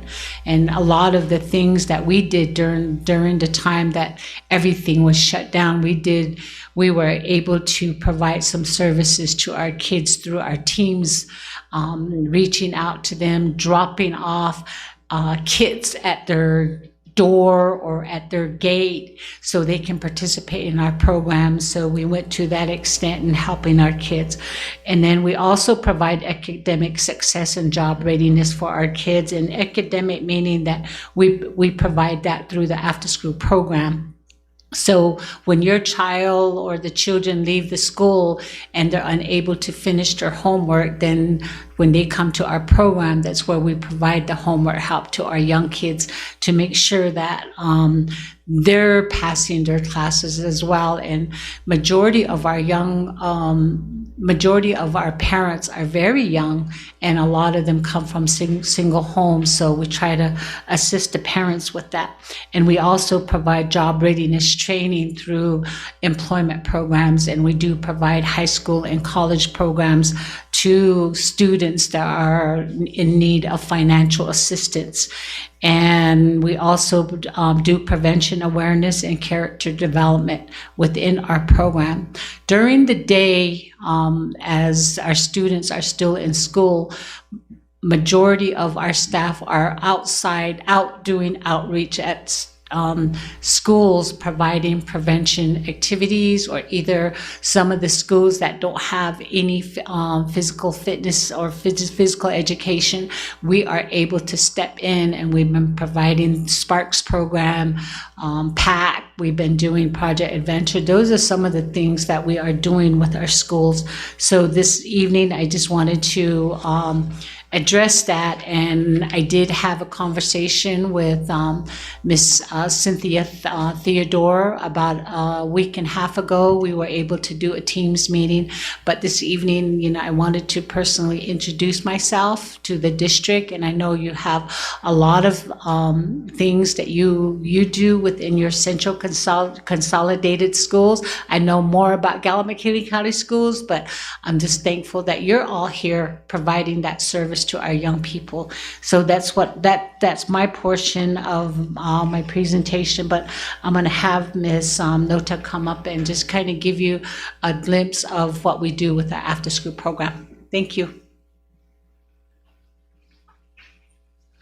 Good evening. My name is Melinda Nota. Nakaiden and Eshlindo, no data, no dot, the nebashish chindo, but Dania dasha chashin, the shanella, what all sonish. I used to Nashagi, Twasadolia, and de Gadi Ahadishilan. Although I am an alumni from Central Consolidated School, I started at Nadaninas, which was just down the road. Went to Mesa Elementary, Tsebada, and Shiprock High Schools, where I graduated from. And I furthered up my education at that time it was called Navajo Community College in Fort Lewis. So I have returned back to the community that I really cherish and love. I work for the Office of Diné Youth here in Shiprock. If you don't know where Office of Diné Youth is, we are right next door to the new First Responder Command Center that's being built across the bridge, across the Yebiche grounds. We are in that big building there. We have been open. It doesn't look like we are open, but we're open. The staff are there. We do have 5 staff members employed with ODY. My supervisor is Mr. Jonathan So. We also have an office specialist, Ms. Laurice Arthur. Myself, I'm the program and project specialist. We also have Jafana Skeet, who is our recreation coordinator, Ms. Roderick Russell, who also is a recreation coordinator. I run the after-school program there. We are open to all kids from 6 to 17 years of age. We do our hours of operation is Monday to Thursday from 3 to 6 p.m. We have our children. I do have a number of children that are attending my after school. I have kids currently from Najoni Elementary, Mesa Elementary, Eva B. Stokely. I also have kids from the Sassy School at Sabayaj that attend my after school. And they do have their parents transport them. Once they get out of school, they transport them down to ODY, and they stay there until they get picked up about around 6. What we are requesting for is we're requesting for Central Consolidated School Transportation Department to provide transportation for these children from the elementary and mid schools to ODY. I do have a lot of my parents that are interested in bringing their kids to our after-school program. One of the obstacles that they have is that the buses don't transport the children to ODY. And these parents are working parents, or they're either in school, where most of the parents are working at is here either in Shiprock or Farmington. So they don't have people that are at home that can pick up their children from school and run them to the after-school program.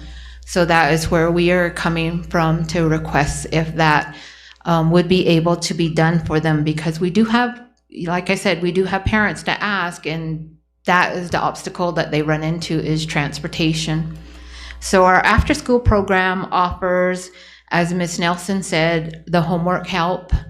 We also give them after school snacks. I do provide them literacy. I do a reading challenge to them. So if they read 10 books, then I do provide them a prize. We do a lot of arts and craft activities, STEM activities. We open up our gym for sports. We have been doing basketball in the past. We've also done soccer, pickleball, volleyball. We've also done yoga, open gym, which is a good physical activity. And we do have a lot of our children that that come into our building that do want open gym. So they want a place to play basketball, volleyball. They are kind of limited, I believe, at some of the schools. So that's a big, target there where we have a lot of the kids come in. We also do fun events throughout the community. We've had bike fun run. We are going to be having one next month. We are going to be also sponsoring a walk and a run for the children. I also recently had a reading royalty where I had Miss Northern Navajo and Miss Northern Navajo teen come and read to the children. And it's open all to the public. We've been doing some advertising on KNDN. We've also done some flyers out in the community. We also have open karaoke for the children, so that's something fun for them to come in. And then one of the other things we have been doing is the NED language and culture. So we are teaching the clanship, colors, basic Navajo languages. We are doing prevention activities, so we do talk to the children and do presentations on bullying, nutrition, drug and alcohol awareness, gratitude. Since Thanksgiving is just around the corner, we talk to the kids about what we're thankful for. And we also do character development, so we are teaching our kids the basic character development, which would be trustworthiness, respect, responsibility, fairness, caring, and citizenship. So those are some of the topics that we discuss with the children.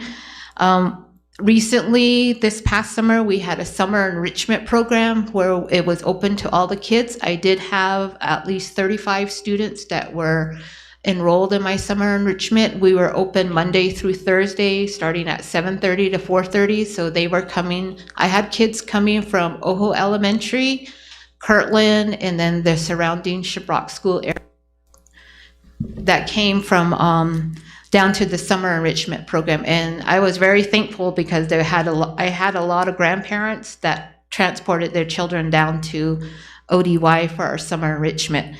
One of the upcoming activities that we'll be having for all the children, again, is I'm going to be open for Thanksgiving break.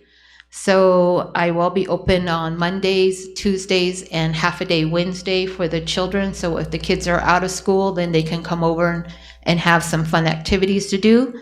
I'm also going to be open during Christmas break for my enrichment program. So that will be from December 22nd all the way till January 5th. So I try to mirror Central Consolidated and Sassy's closed days. So we have something for the kids to do instead of staying home and sleeping in.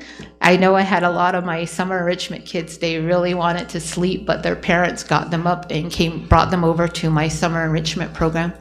So those are some of the things that we will be doing. So that is my after school program. And I'm open to any questions you may have.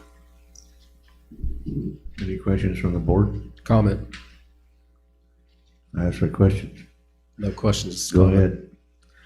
So I appreciate the fact that you're here presenting that, because one of the best things we can do is certainly not just develop and form a partnership and a relationship, but sustain that. It's all the same kids, all the same families, and certainly as institutions, that's our responsibility, is to further their education and keep them enlightened, both mentally and physically. So I appreciate what you're doing. Thank you.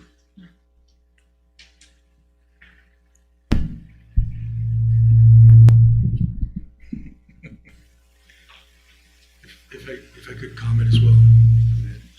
Yeah, I just want to say thank you to Ms. Nelson and to Officer Denayu for the presentation tonight. For myself, when I was back in elementary school, some of the best programs I remember growing up in my childhood was actually participating in some of the youth programs at ODY, that building that used to be on top of the hill. What I remember is it brought people together, it brought kids together. It helped build our basketball teams, winning teams, and it built that sense of spirit within our community. And how I see this sort of partnership between our district and hopefully ODY is that it's looking at what we have right now and providing those best options and opportunities for kids. And I think I have brought this up before, but your program is one of our stakeholders in our community. So for myself, if there's anything that we can do to help build that partnership including like expanding athletic programs, activities. I think it's a good proposition to work together because we're all in the same community, serving all the same kids. Thank you. I have a comment. Go ahead.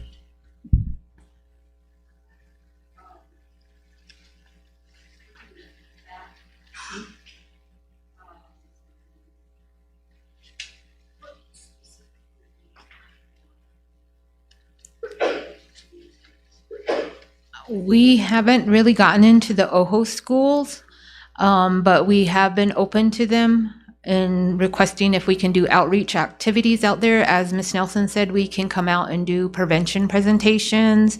We can do physical fitnesses with them. So those are what we would be open to.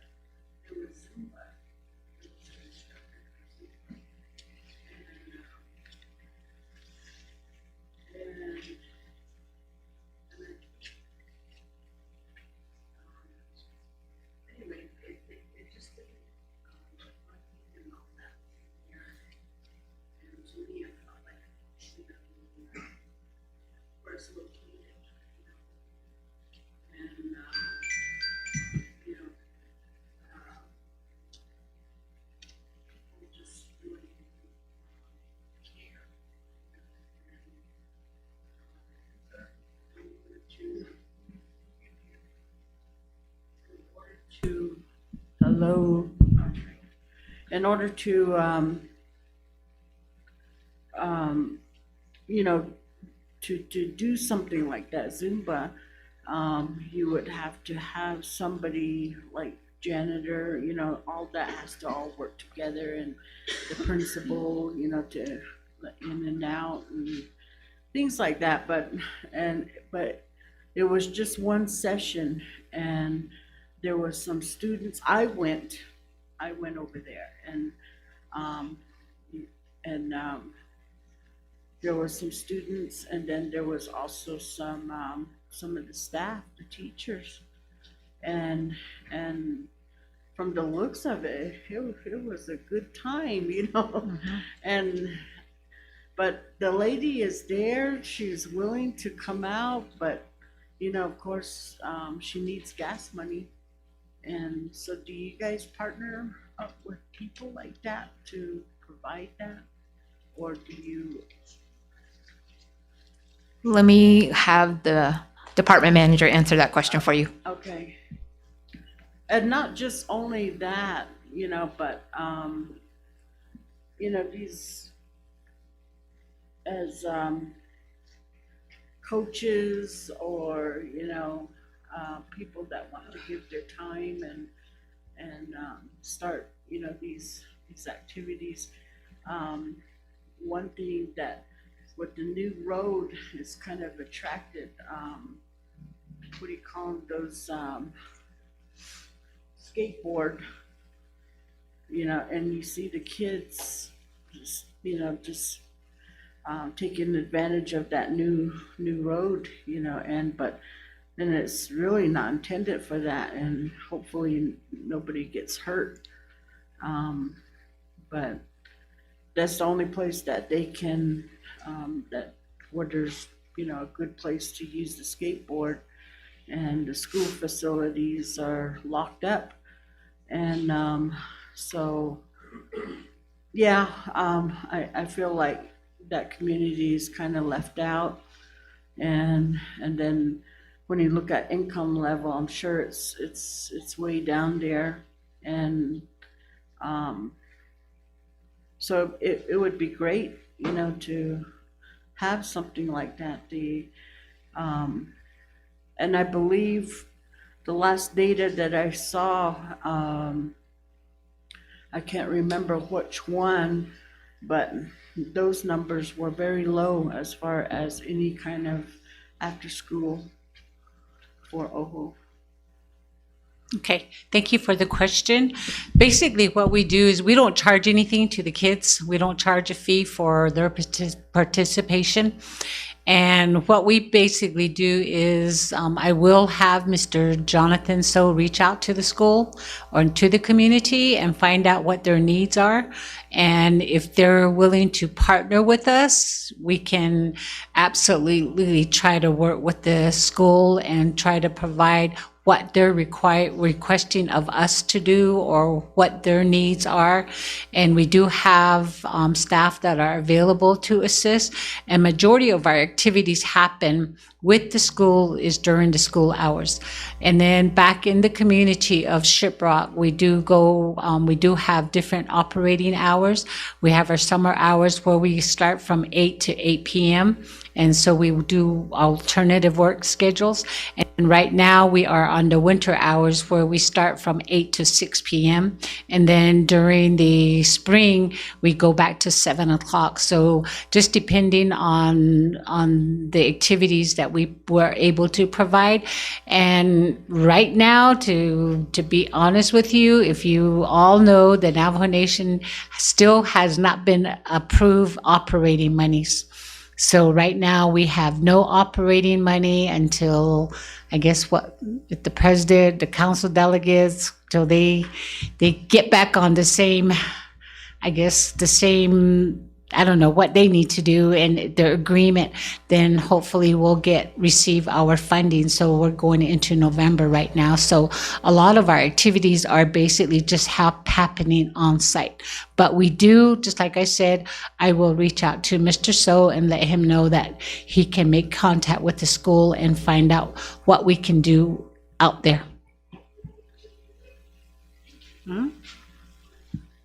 Any other questions or comments?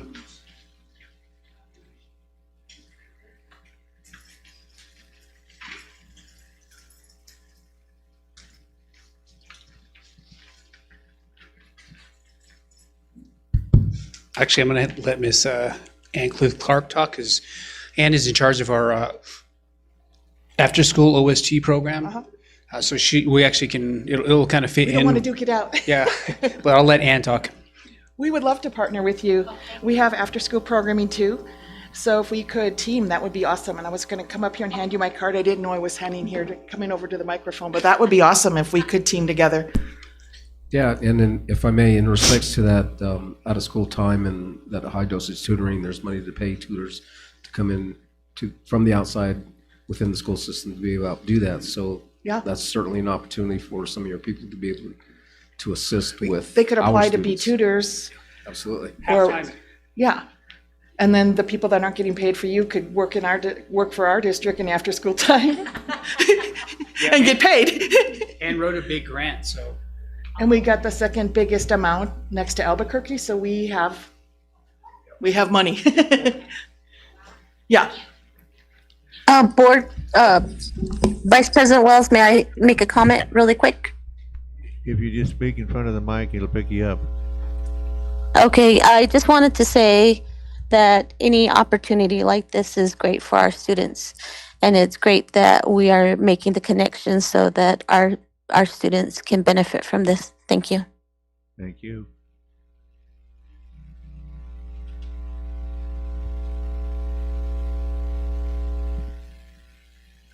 Any other comments? Is that all, ladies? Just real quick, I mean, if there's anything that we can do, like facilities or transportation, I think our administrative staff and team can probably work out some of those details. That way this thing works smoothly. And I think one of the areas as well is, I'm not sure if ODY is able to provide any services down toward Newcomb or Nosh Chitty, because I think that's another area of need. Yeah, okay.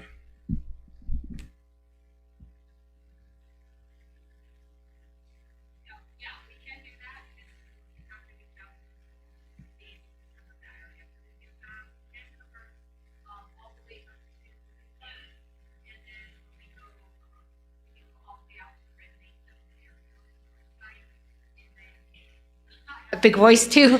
And then the Utah, we can go all the way up to Aneth area. This way, all the way up to Oho. So we cover a big area, and we're more willing to come out there to the schools. The more schools we can pick up, the more the merrier. Thank you. Thank you. Thank you, ladies. We'll move on to B, a report of dual language program by Cheryl Benali. Good evening, Vice President Wells, Board Member President Haskell Oberly, and members of the board and Superintendent Yat A. Cheryl Benali Inishia, Bitani Nishlan, Tohiglini Bashashin, Nahabani Dashache, Nanis Eja Dashanella. I am joined with a team here. I have Dr. Berlinda Begay online, as well as Mrs. Jenny Lewis and Mr. Gleason. As you know, we do have 2 dual language programs at the elementary schools. At Eva B. Stokely, which Mrs. Jenny Lewis has oversight of the program there. And then we have Mr. Gleason with Newcomb Elementary School with a dual language program. Before we get into the details of the principals, and I would like to acknowledge Mr. Deswood for providing, getting guidance and getting the principals to help us create this report. I would like to acknowledge that with the prior leadership, with the administrative, we were tasked to do a report or to change the model to a 90-10 model. And both Dr. Begay and I knew that was a really tough task to do. We complied, we did that, but what we both are finding is that the 50-50 model of what we currently have here, where we have 3 hours that are taught in the core and 3 hours that are taught within Navajo. So we're finding more success and progress with these models at the 50-50 model. For one teacher can focus on just teaching Navajo literacy and social studies, and also science, which got added on, which is something that is happening now. But also with the core is they focus on the core content guidelines. So I'd like to see if Dr. Begay has anything to add before we have Mrs. Lewis do her presentation.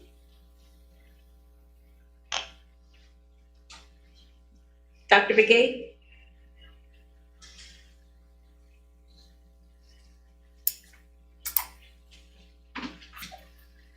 Yat A. Shikeda Shidana. Shay Yabit Anin Shlira Tratnasani Bashichin Kilichini Dashacheda Shin Dashanala Ado Adet Daisanotskaigi Alto Yat A. Good evening, Board President, Board Vice President, and members of the board, Superintendent Carlson. So I'm here to help support this presentation. So Cheryl. Okay, thank you. So we'll have Mrs. Lewis. We have her online. So go ahead, Mrs. Lewis.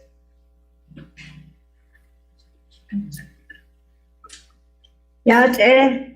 That's it. Ayat at Arnold Scott, Jenny Lewis, Dashinito, Nashka Shin, Snow Sword, and Abash Chain, but Anita Shay, Sidnajini Dashanade, or Eva Bistokli, Adina Kitchenach, Naki, Kazana Kinaha, Koba Hansen. Thank you. I just want to say thank you to my colleagues, Dr. Begay, Mrs. Benali, Mr. Deswood, and Mr. Gleason, for coming together as a team and working on the dual language program and its goals. And then I want to thank the board and superintendent. Thank you for supporting our programs. This is a really, really important program as it addresses the goals that we have put forth. So Eva B. Stokely, if we can go to the the next slide. The first thing is that with the dual language goal, one of the I think when we're talking about preservation and restoration of the language, one of the goals that we have is to increase oral language development and cultural identity. And that's one of the things that we're constantly working on through teaching and instruction. The other part is that it does fall in line with our 90-day plan, because we have the core programs section, and that we do have a school-wide SMART goal, and that one is by May of 2026, students will increase their ELA math proficiency scores by 10% on the NMASA. So that's as a whole school, we came together at Eva B. Stokely, and this is the goal that we set for our whole school that includes the dual language core component. So next slide. Can I go to the next slide? Okay, so it's important to know who we're working with and who our students are. So here's some demographics. In the kindergarten, we do have 14 students with 1 teacher. I'm just putting the teacher by its side, but I'll explain that with the structure. First grade, we have 15. Second grade, we have 13. Third grade, we have 14. Fourth grade, we have 18. Fifth grade, we have 4. Sixth grade, we have 12. So we have a total of 90 students. And at Eva B. Stokely, currently, we have 237 students. So just kind of be aware of that. For the structure for the dual language program, this past year we met with ICO and of course working together collaboratively, we decided that we're going to go ahead and make kindergarten a self-contained classroom where the teacher will teach both NAPO and the core. And she's very capable and doing very well there. But we kept the others, first, second grade for Navajo, 1 teacher. And then the first, second core, we have 1 teacher. Third, fourth grade, we have Navajo again, 1 teacher. Third, fourth core, we have 1. Fifth, sixth Navajo, we have 1. And then the sixth core, we have 1. So they really do a lot of team teaching and a lot of planning together. So that's how our structure is set up. Next slide. And some of the successes and challenges, we do have PLCs for our dual language program. And we come together to meet on the program goals and where we are. So some of the successes that my teachers came up with from looking at different various data was that all dual language students can introduce themselves in the Dine language with their plans. The other one was students are showing gains in a mirror reading and math. And when talking to at the ICO department, we were looking at other data sets, we found out that having said that, the 24-25 MASA ELA comparison by subgroups, dual language students show 32% proficiency, whereas all students show 30%. So they're doing a little bit better than the rest of the subgroups. That's an ELA. Now in math, with the dual language students, 27% show proficiency, whereas all other students show 17% proficiency. So that's something that, we know that it works, and research of course says so. I think we all know that. The other one is parents report increased engagement and greater use of Navajo language in both classroom and home setting. Students who return to the program from last year are able to read and write in Navajo. The other is that dual language students are asked to perform, and we get calls or emails for our students to perform at various events, and they're so happy to do it because they're very good at it. So we're very proud of our students.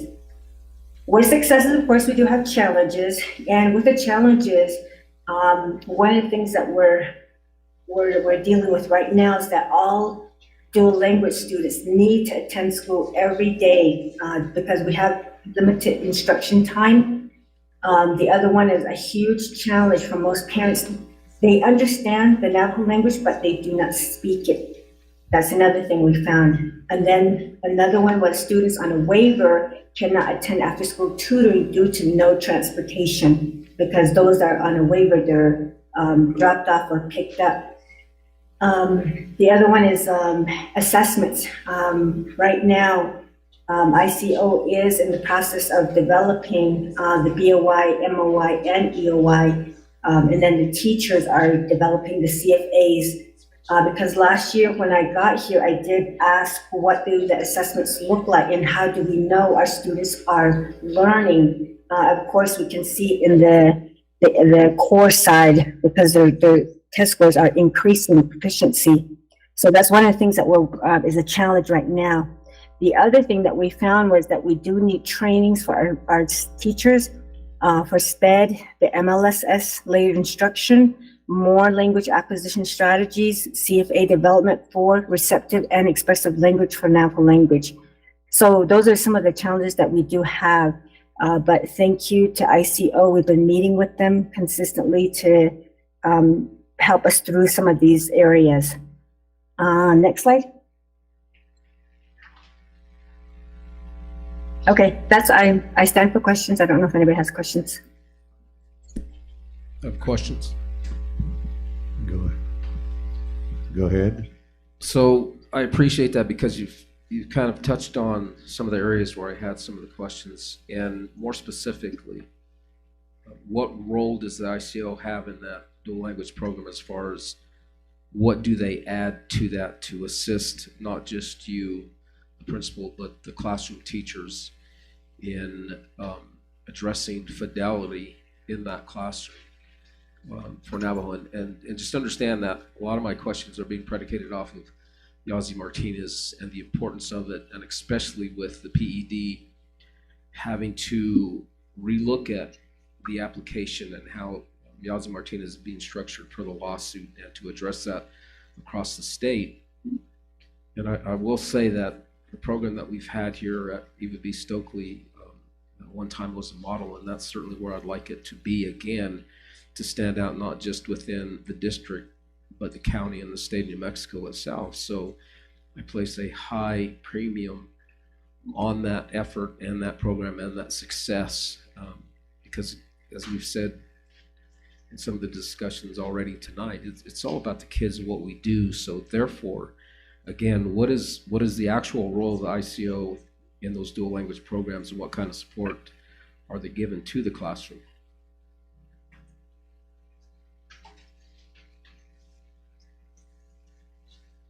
Okay. Go ahead. I'm sorry. Okay. Board Member Montoya, this is Ms. Benali. And to acknowledge your the support of how ICO supports the program is, number one, is that we do have compliance with the bilingual multicultural education program grant, and that in that there's a lot of collaboration that happens. And with that, we have to ensure that we are seeing that the 3 hours that are being met for the core content and for the Navajo language. So as far as like our department, we are responsible for obtaining that grant every year. The application is due. I come to the board every spring to let everybody know that we are applying for this grant for the heritage model, enrichment model, and the dual language one-way 50-50 model. And in that, there's a lot of details that we do support the roles to ensure that the teachers have their credentials, that they are endorsed. And I'm going to include the departments that have this role to assist. Would be human resources in the DART department, who helps us to be in compliance prior to the count days. And so in addition to that, we have to ensure that that these hours that are met, and balancing that I can have Dr. Begay to also offer the other roles of how we support the classrooms, the teachers in various capacities with our program.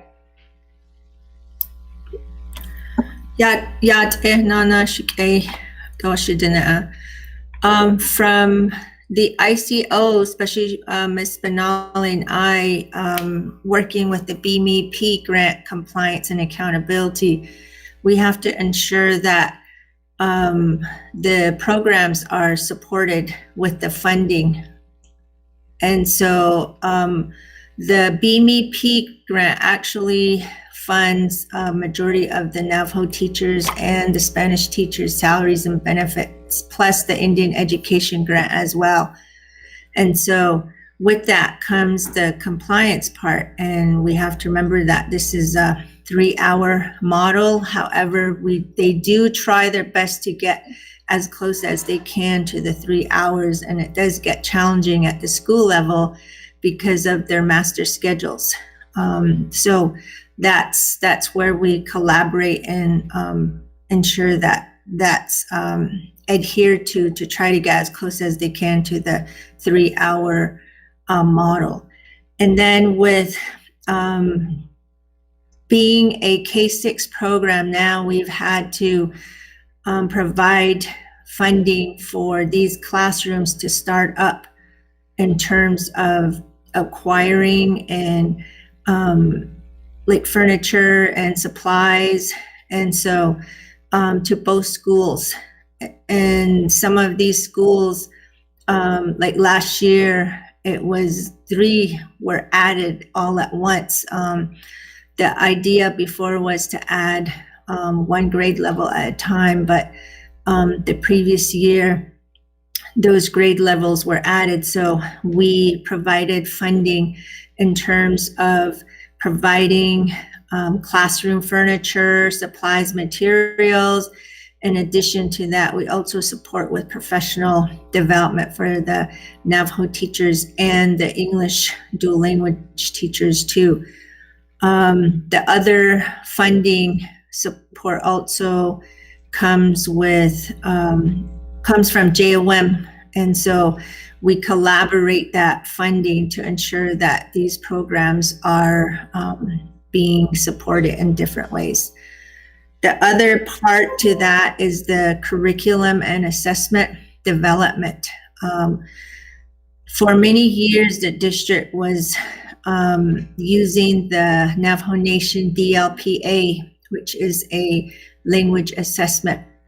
However, we've seen that there was no growth in terms of several reasons.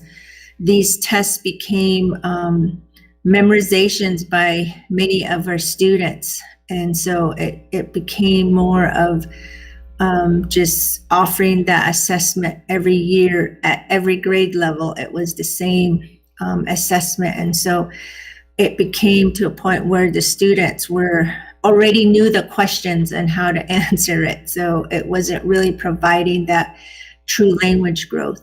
And during that time, we have been working on an oral language focused curriculum based on our Navajo seasons, because to our Navajo people, the seasons govern what we say, do as a people. And so we use those themes during the seasons to create our curriculum. In fact, it has been recognized through the bilingual department. The program, as you know, has been awarded 2 years for the program. But in that, we created that curriculum, which is specifically to focus on oral language. And we also started a assessment aligned to the curriculum. So with the DLPA, it was just random questions, and some of these questions that were on there, it didn't pertain to what the students were being taught. So that's why the language growth you couldn't see. So we attempted to create our own, which we started piloting last year and then full force this year. And it does have its challenges because the assessments we're creating right now are being placed into Schoology. And because it's in Navajo, it doesn't have Navajo font. And that was one of the things that our coaches have been trained to provide, and they're very knowledgeable in terms of how Schoology works and how to create these assessments. And like my granddaughter Shitsu had mentioned, the assessments are specific to receptive and expressive assessments. They're focused on that. Receptive meaning that whatever they're learning in Navajo, they're understanding that by listening. And then that's where these strategies come in from these teachers like TPR, TPRS. And then with expressive, that's where they actually start to speak and respond based on their comprehension. And so that's what receptive and expressive means, and that's how these summative assessments are being created. And so the other part are the CFAs. Those are really up to at the school level to be facilitated or encouraged by the principals to ensure that the teachers are creating those as well, because teachers teach differently. They use different things to teach, and so it's up to them to create their own CFAs to show that comprehension from their students, and that in turn helps them modify lessons or improve whatever needs to happen based on that, because that's what the CFAs are for. And I believe that's what I have. Cheryl. If I may interrupt, please. So I appreciate that. And you kind of touched on the CFAs and answered one of the questions that I was going to ask regarding that, and the collection of that data and how you utilize that for stakeholder feedback. But before you answer that one of the things I was really looking for in that first question was the strategies used in the classroom. Because one of the reasons for this being put on the agenda was some concerns I had from grandparents and a parent about English being spoken in one of the Navajo language classes when it should be Navajo. And again, that's why I utilize the term fidelity. That should be taught in those classrooms with fidelity. And if I'm not mistaken, I believe you have coaches. And are the coaches that we're utilizing for those programs, are they all certified? Are they all qualified to be able to hold those positions to ensure that those teachers are doing exactly that and teaching with fidelity, so that when those CFAs are developed and utilized by those teachers, that the appropriate data is being collected to utilize to make adjustments, as it were, whether it be beginning, middle, and towards the end, to get a better response and growth from the Navajo language and how these kids are doing that. And more importantly, one of the other concerns was, I don't know because I haven't asked, but I'm assuming that we're having non-Navajos in some of those classes as well. How do we address those concerns with those families that are not Navajo? And you kind of touched on it already, that there are families that don't speak the language, which is obviously another challenge in and of itself, to try to maintain what is being learned, not just in the classroom, but to grow that more at the home.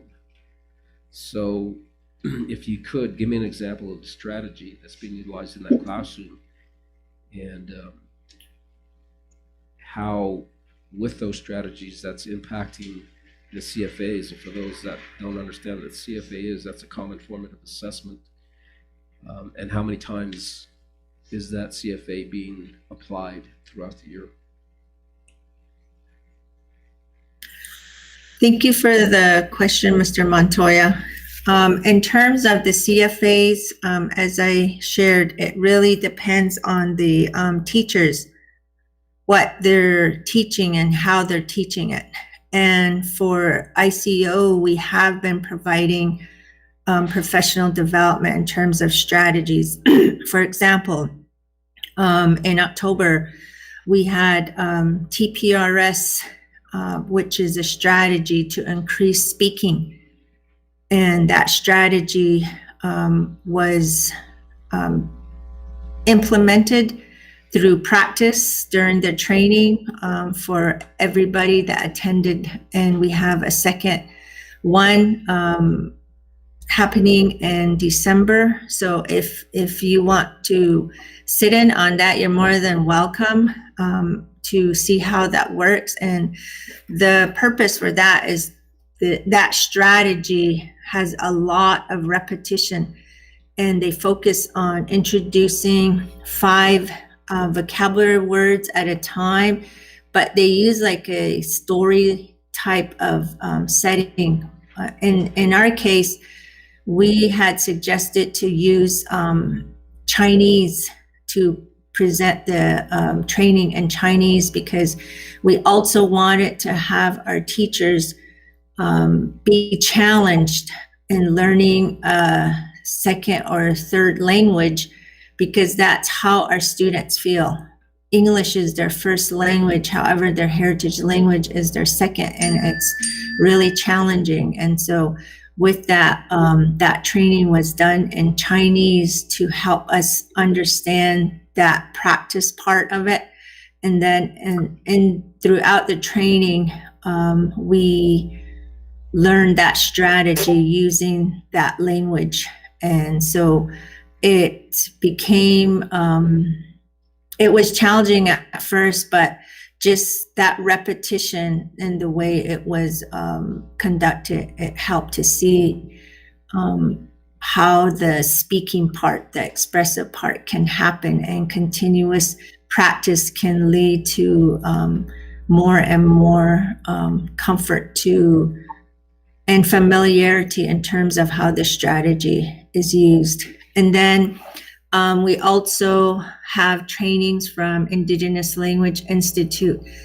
Our teachers have received training in terms of doing TPR with different strategies such as playing games. They've also learned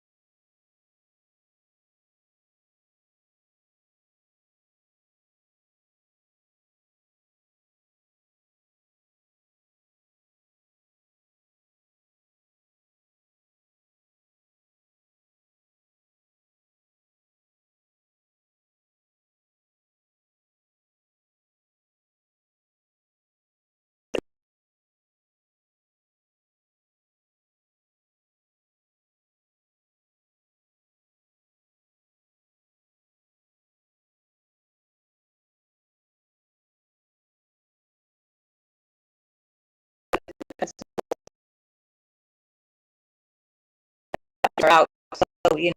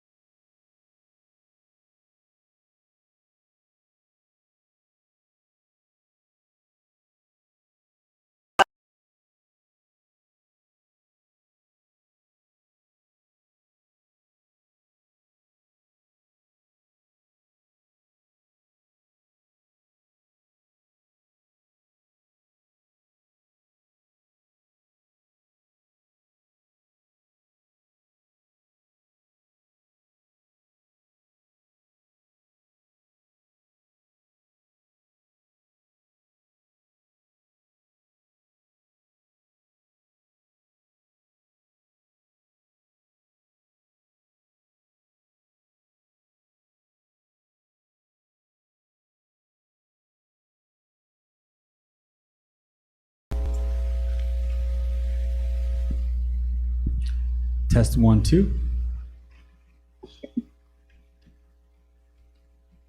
Okay. We're live. Thank you.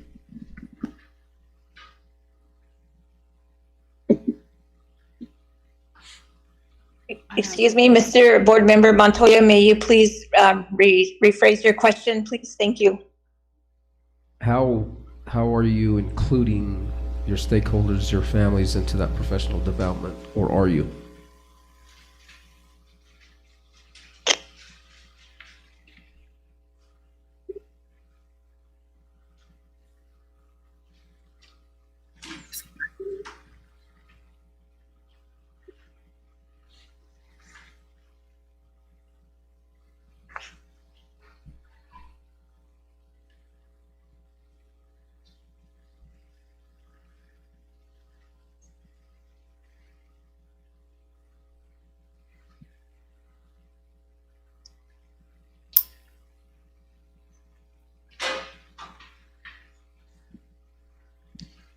Michelle, were you able to understand that question?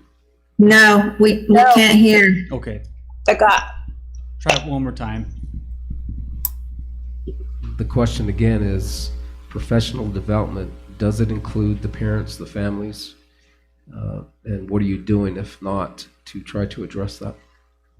So what we are doing with family engagement is that at the local schools,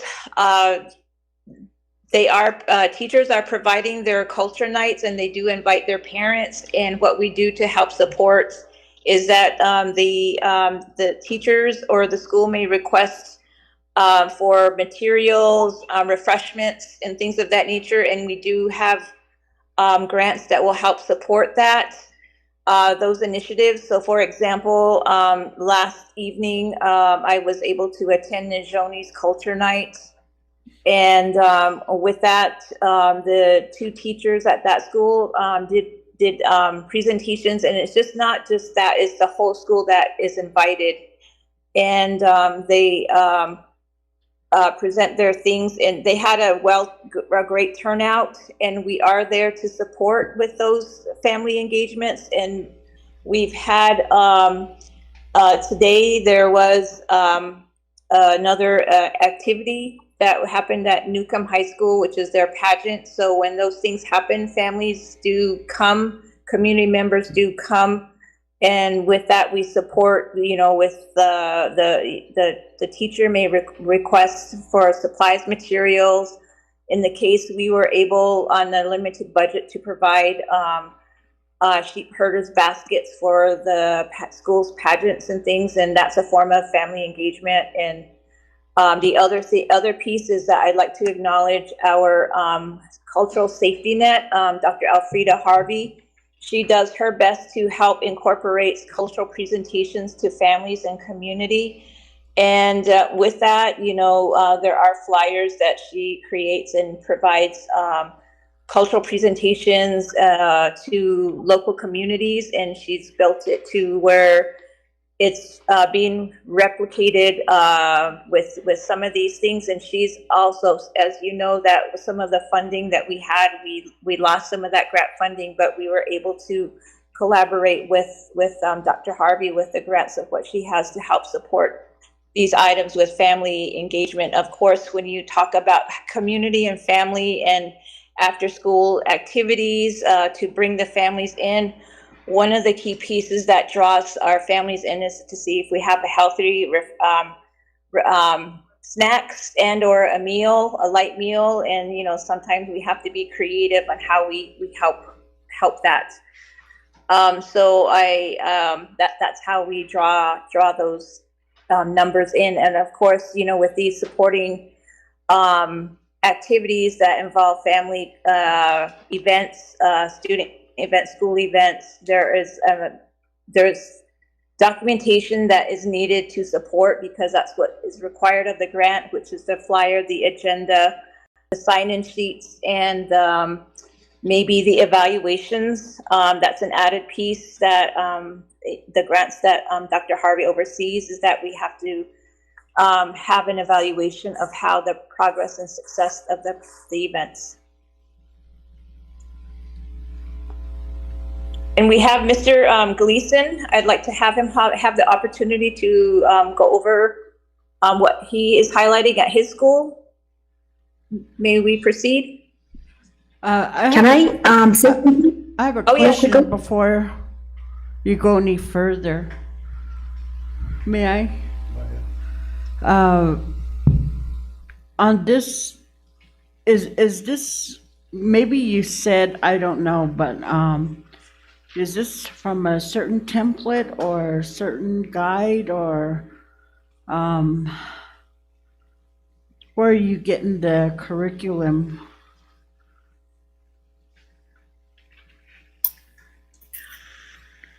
It's designed by the teachers themselves. It was designed based on our seasonal teaching. Okay.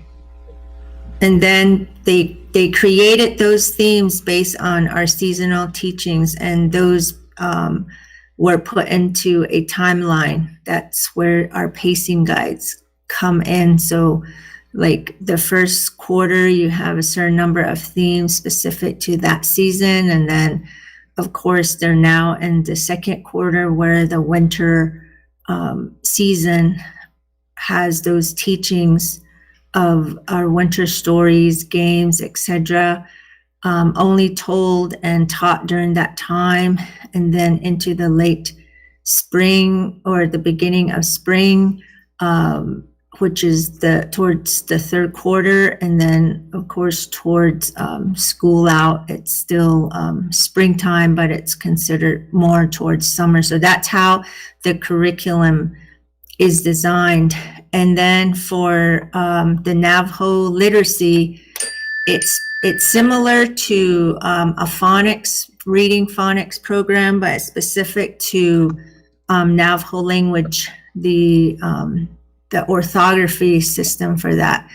But it's based on a Navajo reading program, but it's scaffolded because we know that our students, this is, for a lot of them, it's the first time that they'll hear Navajo and be exposed to it. But because it's scaffolding at the beginning towards the upper grade levels, we do consider the fact that by that time, like at second, third grade, they're able to transfer what they're learning in ELA with their reading, that they can transfer that. And so these reading books, the program, are actually leveled in that way too. So that's how it's laid out. Okay, thank you. I know they did with Yazzie Martinez, an action plan, and I didn't know if that stemmed over to, to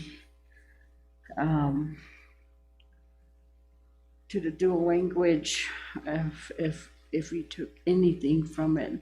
But I know there's still criticisms about it, what the outcomes were, and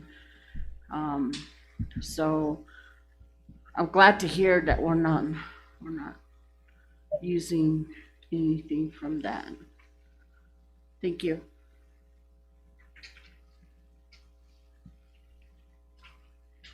May I add something real quick? Go ahead. Okay, this is Ms. Lewis again, real quickly. You asked about coaches. We need to be mindful of what we're talking about when we say coaches. I'm a coach to my teachers, so I use the observation, feedback, and coaching cycle, which all principals are trained in, and that's what I call it, the OFCC.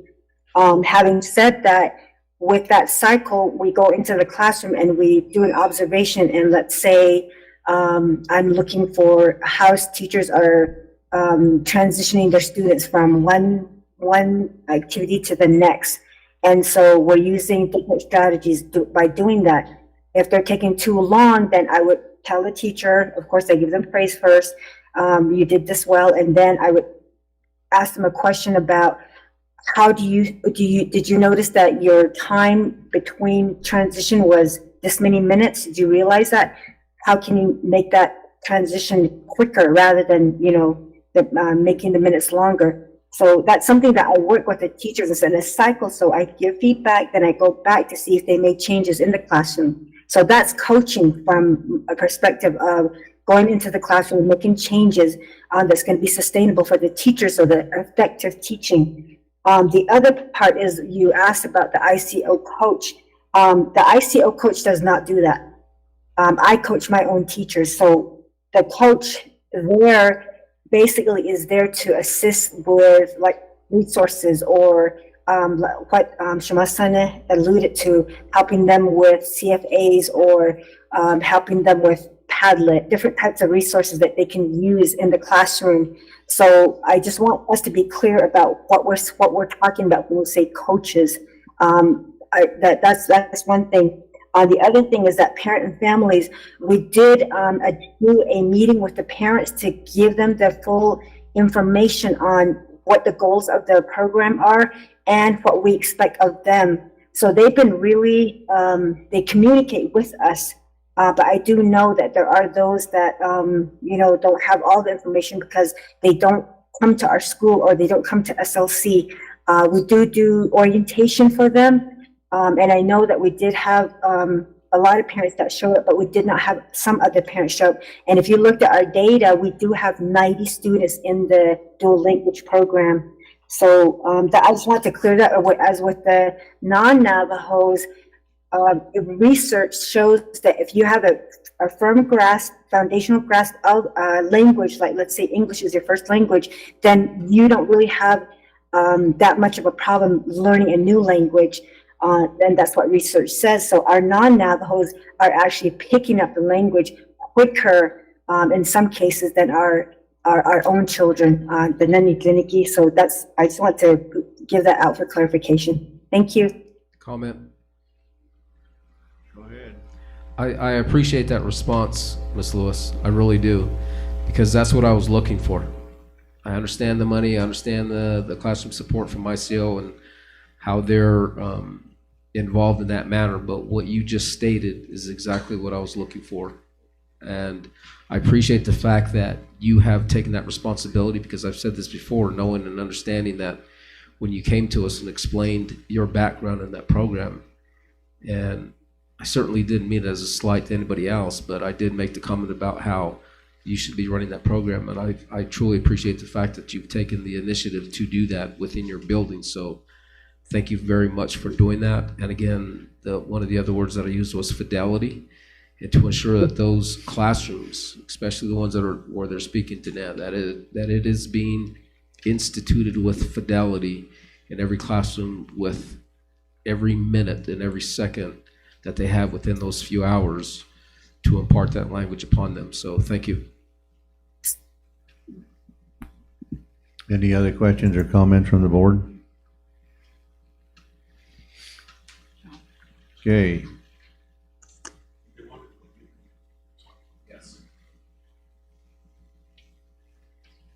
Excuse me, Vice President Wells, we did have Mr. Gleason to do his portion of Newcomb Elementary School, as he has a dual language program as well. So in order to give a full, complete outlook, we need to be inclusive to both schools. Mr. Gleason? I apologize, Mr. Gleason.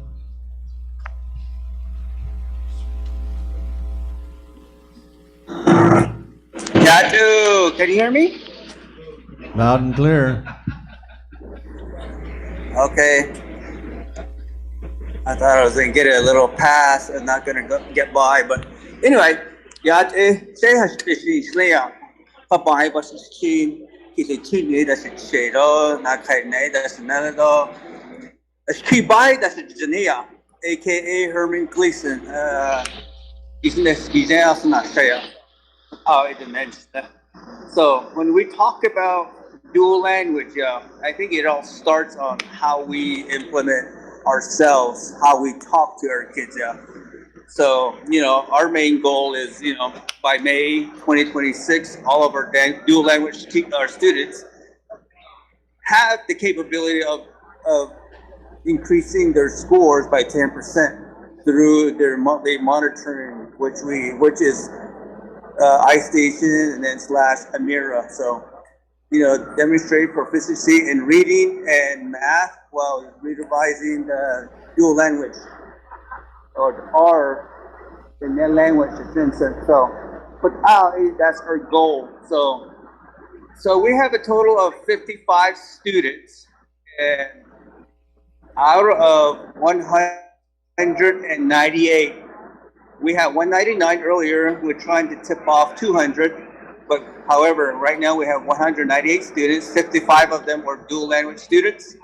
We have 6 kinder, 11 in first grade, 9 in second, 8 in third grade, 4 in fourth grade, 8 in fifth grade, and 9 in sixth grade. So that's our numbers right now. And our highlights for our program is that we have a really good low student-teacher ratio, which is a big positive. So, each teacher that we have in the program, they can reach out to all of our students versus students that have, versus classroom that has 16, 17, 18, 19, 20 students per one teacher. So that's a huge plus on our hand. And one of our program highlights also is that we have a very good hands-on lessons and the culture connection of student learning. I think that's the main key that we have when we talk about strategy. Most students, when we talk about Subway, they think about sandwiches. In reality, when the HMH refers it to a rail train underground, but culture connection, when we say that, we have to make it clear. So that's been our highlight. So culture connection is the main thing. So when we talk about strategy, we have to have our students visualize the lesson, and having that background or recalling that background on how we live, making that connection is a big thing. So, and on top of that, we also have a tutoring program that we also enforce, having all students do like math fluency, math facts, and phonemic awareness. So those are the key. And the challenge we have is that our students don't get a lot of interventions just because we have 3-hour core content, and that core content in other core content, like the regular classrooms, don't have an intervention period for an hour, versus dual language, they might not have it in most cases or every day. So that's the challenge we have. And this this past year or this year, we have a really good dual language coach, Miss Ross. She's been really helping us out with the program, so kudos to her. I have a shout out to her. So she's doing a good job with our teachers and make that really good connections and setting up the classrooms and giving a lot of first-hand coaching. So, and that's our program. Stand for question.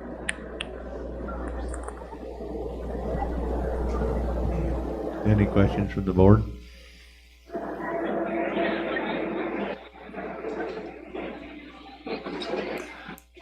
Thank you for that presentation. We will move Thank on. you. Thank you, Mr. Gleason. Thank you, Mrs. Lewis for joining us, Dr. Begay and Mr. Superintendent for supporting our programs, and Mr. Carlson, or actually Mr. Deswood. Thank you. Have a good night. Yeah. We'll move on to C, behavioral discipline processes by Mr. Deswood and Ms. Conley.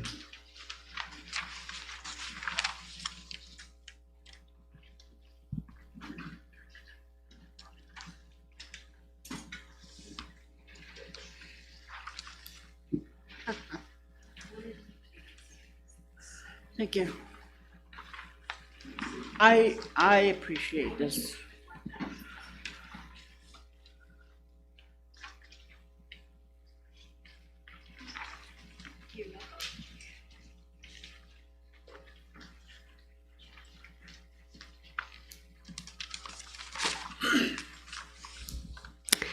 Good evening, board members, Superintendent Carlson, colleagues, and audience.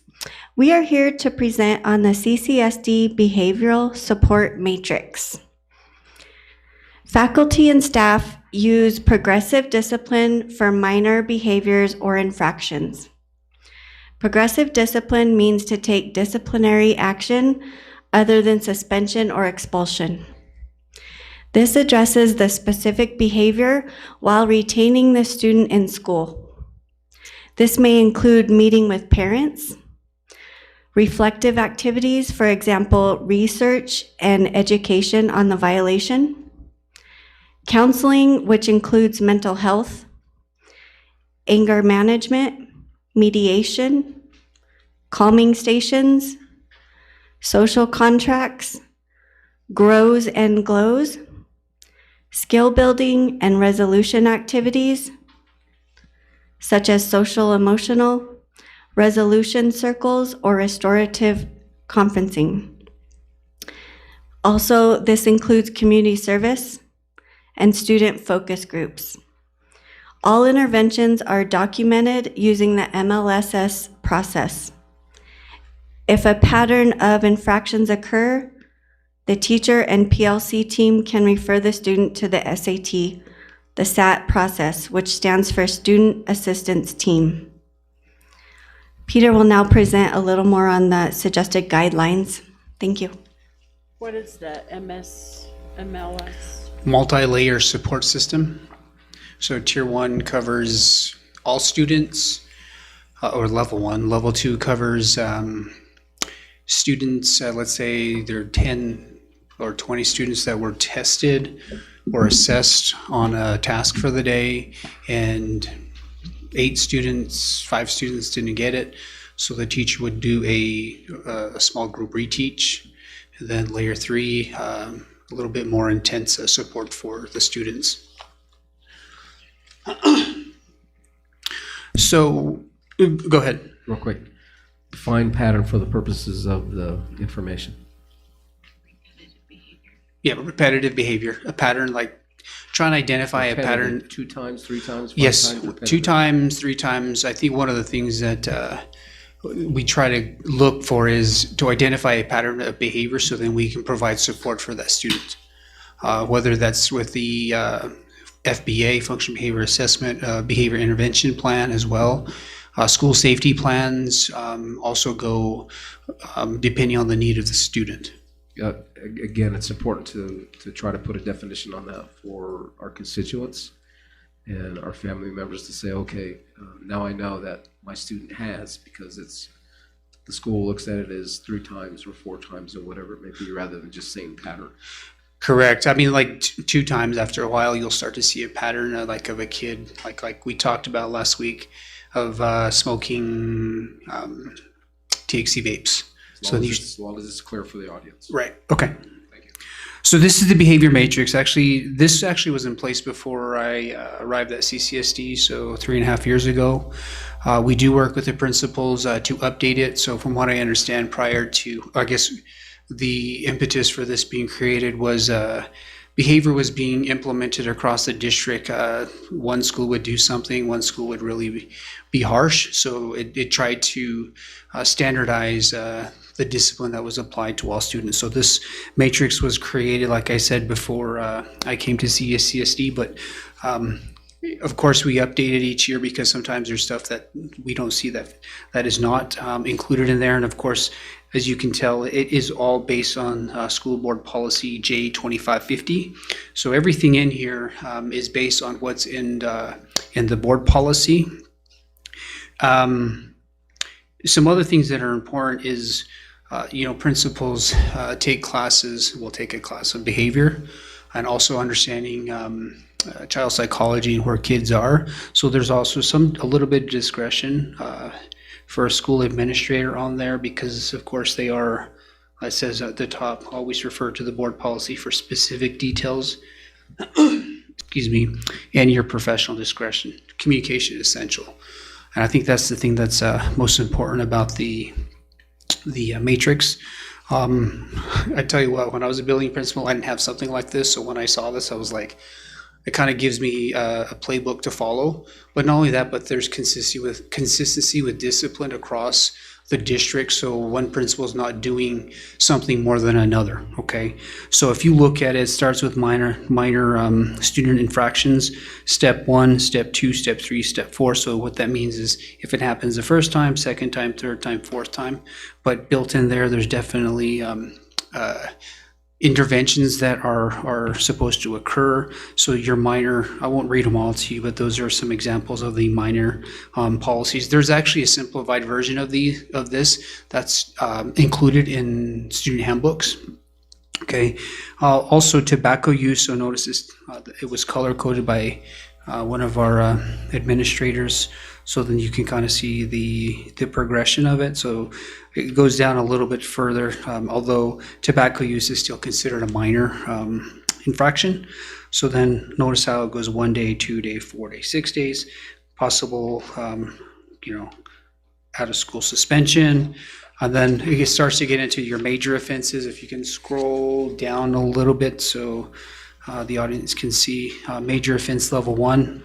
Notice how it says mandatory parent meeting and documented interventions. Parent must be present and sign off on all knowledge of disciplinary procedures. So that's some of the things we've been really trying to clean up, because sometimes I get calls like, my kid got suspended, I don't know what's going on, and principals forgot to give the discipline referral to the parent whenever the parent came in. So that's why we put in there that, if you're gonna discipline a kid, the parent needs to sign off on it, and so that they are aware of what their student did as far as violating school board policies or school rules. And again, as it goes to the right, there's interventions and like lessons that students partake in as that pattern of behavior really starts to develop. Major offense level 2, notice again, mandatory parent meeting, a lot of documentation, and of course put into Power School. So now we're getting into the major offenses level 2, fighting, bullying, vandalism, firework projectiles, trespassing, false alarm theft. So notice how there's things. Can I make a comment? Can I interrupt and make a comment? Yeah, absolutely. With the tobacco use, have we also did any training or teachings on traditional tobacco use as opposed to what is commercialized and how it's being utilized now, and then the difference between that and how we use it in ceremony and how our culture, our traditions use it in a different way. Has anything ever been taught to the students in regards to that to differentiate the uses of it? Yes, that is correct. They do. They have they have tobacco presentations. Some schools do. It's essentially like an alcohol, tobacco, and other drug presentation where students learn about it. But we're not having. Actually, I can't think of an issue in the last couple of years where we've had students using medicinal or traditional Navajo tobacco in schools. It's vapes or cigarettes. So I have a question too. yes, go ahead. I was gonna ask that question on the first page when you talk about tobacco use. I didn't think about the cultural part of it, but that's true. And secondly, I know there was a assembly given, and Superintendent Carlson had stated that there was even a I don't know, alarm or something installed because the vaping was out of hand. That is correct, ma'am. And then also an assembly or a presentation given on vaping. And so those are like three separate things. Vaping and then just regular cigarettes, tobacco use, and then also mountain smoke, which is ceremonial. And I think the only one that has been addressed is the vaping. So we also go over regular cigarettes as well. I don't know what they're called, regular cigarettes, but like Marlboros, I guess, or Camels, like the one with the tobacco inside of it.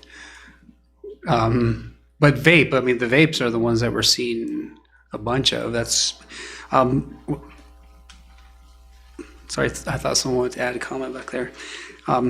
But they do differentiate with the kids, right? There's a lot of education going on. Like I said, if a kid is caught with any tobacco or tobacco use, or they're caught smoking, the kids, the staff goes through a presentation with the kids. Okay. So back to page 2. So if you look at those, right, these are a little bit more. Like there's bodily harm starting to happen, or vandalism, like $200 or less. So as you can tell, like as it moves to the right, district staff start to be involved, right? We start to hear these reports. At this point, typically LSAs, actually even at level 1 offenses or minor offenses, LSAs typically do investigations as well. And if there's no LSAs available, principals, of course, have to do those investigations. But if you take a look at it again, 1 to 3 days, 1 minimum, 3 at the most, 3 to 6, 3 minimum, 6 at the most. So it progressively increases to the right. And of course, if you have a student that's continuing to fight and commit any bullying and harassment or any of these major offenses, there's a lot of support that goes in there, like referral to social worker, or like referral to wraparound services, like Johns Hopkins or like Desert View or Choices Counseling. So any of those partners that we have. And of course, if it continues, it gets to the point, and typically when a principal meets with them, they usually will say, hey, this is 3 to 6 days, like if it's a second offense. And if it goes to a reminder, if this happens again, here's going to be the potential, right? It's going to be 6 to 9 days out of school suspension. And then of course the parents are signing those discipline referrals as well. Okay, we can go ahead and go to the next page. So again, these offenses are starting to increase. This is major offense level 3. Again, mandatory parent meeting. They're mandatory parent meetings all the way down.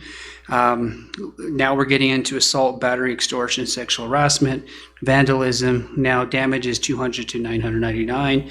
Drug or alcohol use or possession, including THC, hybrid THC vape pens. So as much as possible, it's been spelled out. And notice again, the minor offenses was like support, and then it went to minor level 1 day. On the previous page, it was 1 to 3. Now it starts from 3 to 5. Okay, and notice how as it's going down, like with each page, the OSS is starting to increase. Okay, and then as it moves to the right, it progressively increases. So 3 to 5, 6 to 9. And then, of course, 10 days OSS. If it gets to that point, we've clearly developed a pattern behavior. But of course, one of the things we look for is where the supports, which are the orange lettering, the orange font, those are the supports that need to be in place. And then if they're missed, right, we miss a step. In fact, if it gets to the point where a student is taken to a suspension, a long-term suspension or expulsion hearing, one of the questions I ask that is, have the interventions been documented? Is there documented interventions that have been in place? Typically, when it gets to a hearing, you can see in log entries that offense 1, offense 2, offense 3, offense 4, and then the support that the school has provided for students. As we go to major 4, notice it's vandalism, damage of $1,000 or greater, which we've had. Right, we've had that happen. Again, 3 to 5 days OSS. And then we'll go down to the next one. And notice how it kind of just stops because, like, I mean, how much are you going to punish a kid? And typically, if we've had vandalism, the principals will recommend that, we just, we'll work with the kid. And I usually, whatever the going rate is, like $12 an hour. Well, the kid will work $12 an hour at the concession stand to help, like let's say damage was $1,000, I'll just divide it by 12, the $1,000, and then that's how many hours they'll work at the concession stand, like restoratively to pay back the school, right? Community service in essence, okay? Major offense level 5, again, mandatory, right? These ones are the weapons possession, drug distribution, sexual assault, sexual battery. And notice how this one immediately goes to 10-day. And by the way, like I said before, these directly come from the school board policy. And in the school board policy, it talks about progressive discipline. Not only is it progressive discipline from minor offense down to like a major offense, but it's also if an incident happens once, twice, 3 times, there's supports that are provided in there except for this particular one. And this one is like, of course, weapons possession, like in drug distribution, which we've had those, right? We've had those, each of those in our school. So then those are the steps. It's kind of like I said, it's a playbook for principals to have to be, okay, 10 days OSS, it's going to be a hearing, there's an investigation, there's mitigation steps. Usually we get support from, at this point, we typically work with safety coordinators, Griego and Volhorst, but we're like in communication about what's going on. Like we'll get a text. I'll usually text them and say, did you see this? So there's a lot of communication that goes on so that when an investigation can start. But I think the biggest thing is like making sure that the principals and the schools are providing support for kids as well, okay? And again, if the student has a individual education plan or is going through the student assistant team process or SAT process, right, an MDR has to happen. So it's a system that is like set up to provide support for kids, but also for them to not fall through the cracks, right? Because like, I mean, we all know what happened that created the safety meeting. Well, there was no documentation in log entries that we provided support for the kid. So that's why we've been really like emphasizing support for kids. So that's why we've really tried to spell out and put in writing those interventions that are in orange font right there. And of course, at the bottom there, There's a process for if we can't get a hold of people, there's a process there, of course, because there's some people that need to be taken off because they're not here. So that is the discipline matrix. We stand for questions. I have a question. Yes. In terms of, you talked about the consistency across the school district in discipline. Do you do audits, random audits in regards to if interventions are being followed? How is the restorative justice being implemented across the board when an infraction happens?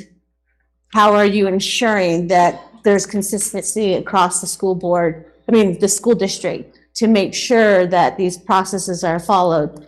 Most of the reports that the board, for myself, that I get are things that are not necessarily going in order in terms of what we have in place, like with the restorative justice with infraction 1, 2, 3. It seems like it goes to a different level. So that's why I'm asking if there's audits, random audits that you do to make sure that that there's consistency. Thank you.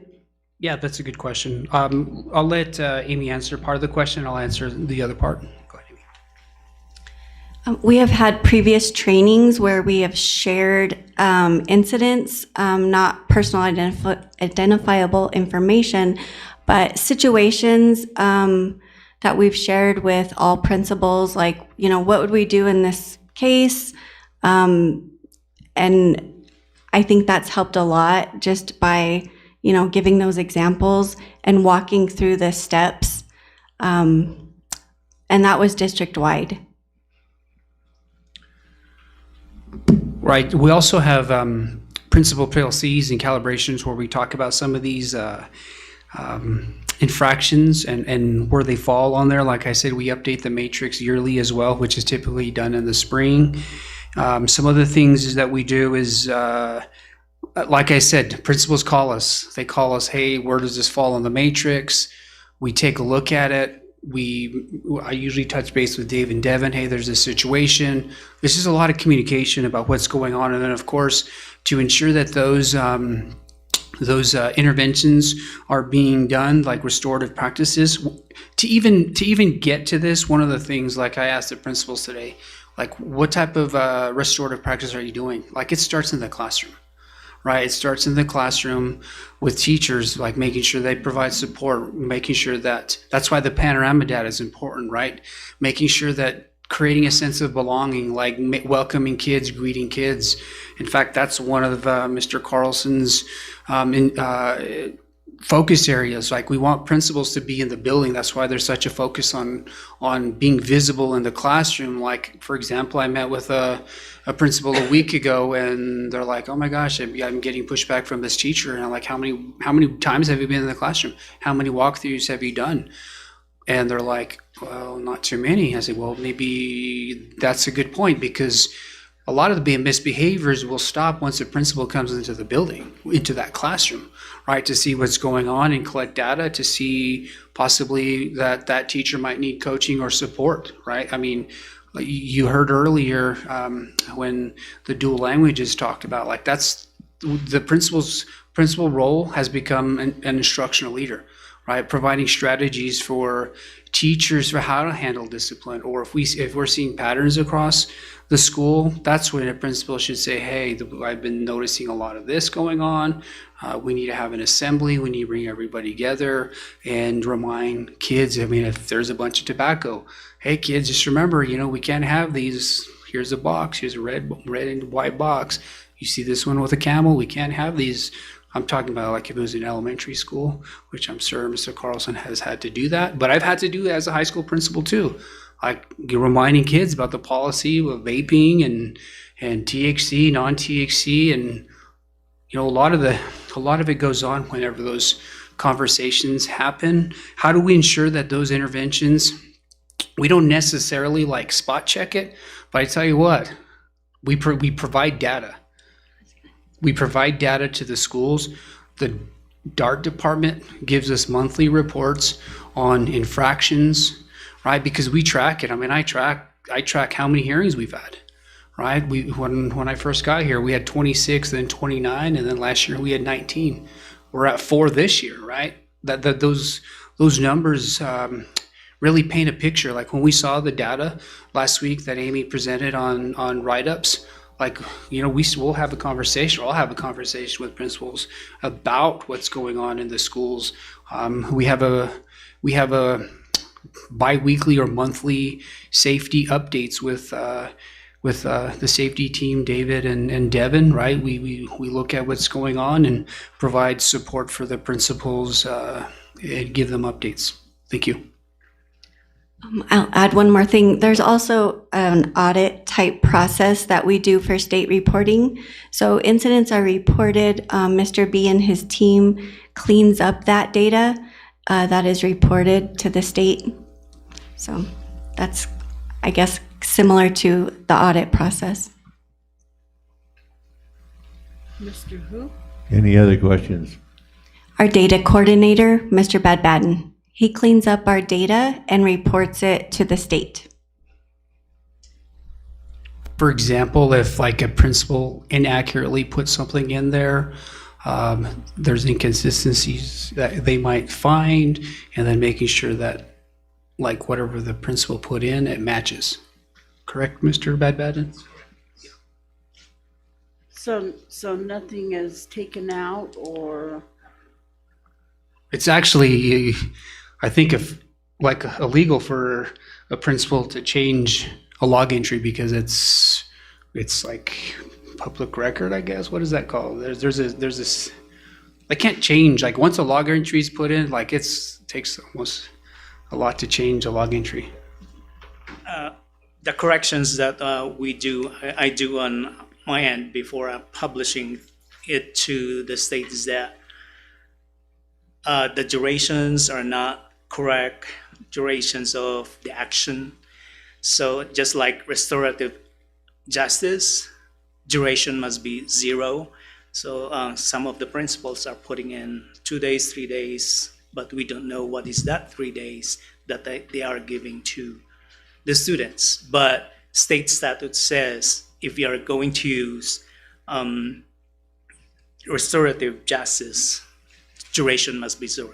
Something like those that are being cleaned up on our end before I will push it to the state. And principals are not allowed to change whatever they put it in our system. Yeah, there's like severe consequences for that. May I? Go ahead. So, you talked about, the things that are going to happen when, say, on the 3rd page about the major offense, and underneath is assault, battery, extortion.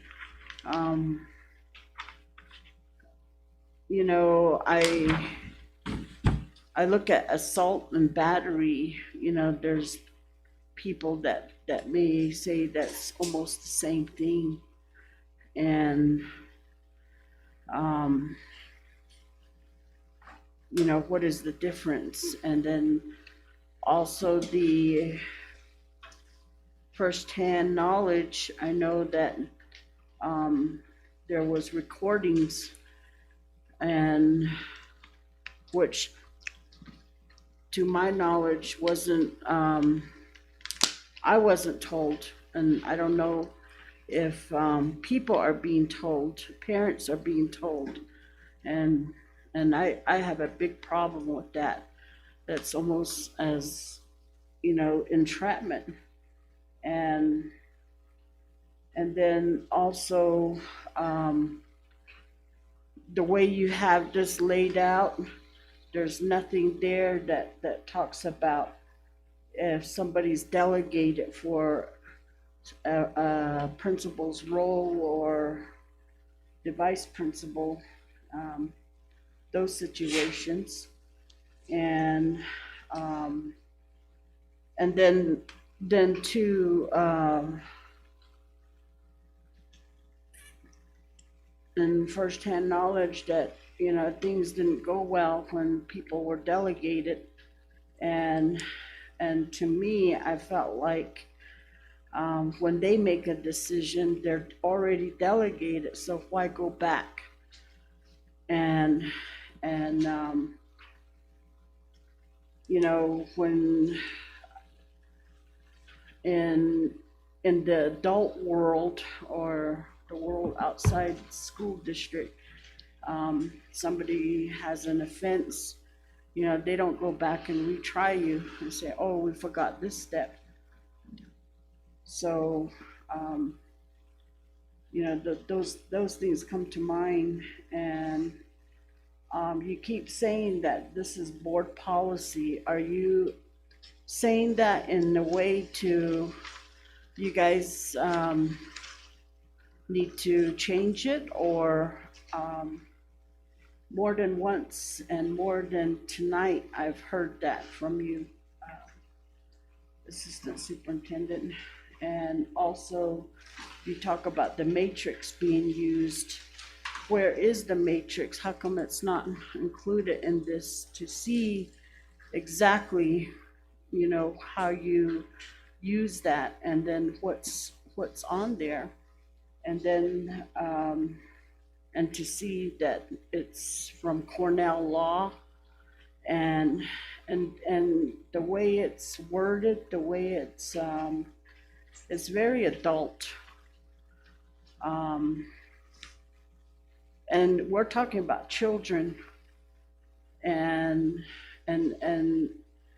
most of this is being used against children and who are still very innocent.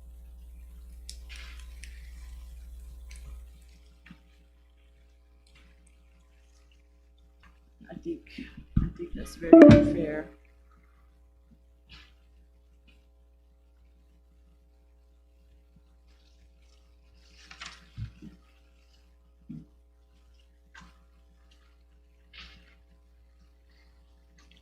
Thank you. Before we move on, we're going to take a 5-minute recess.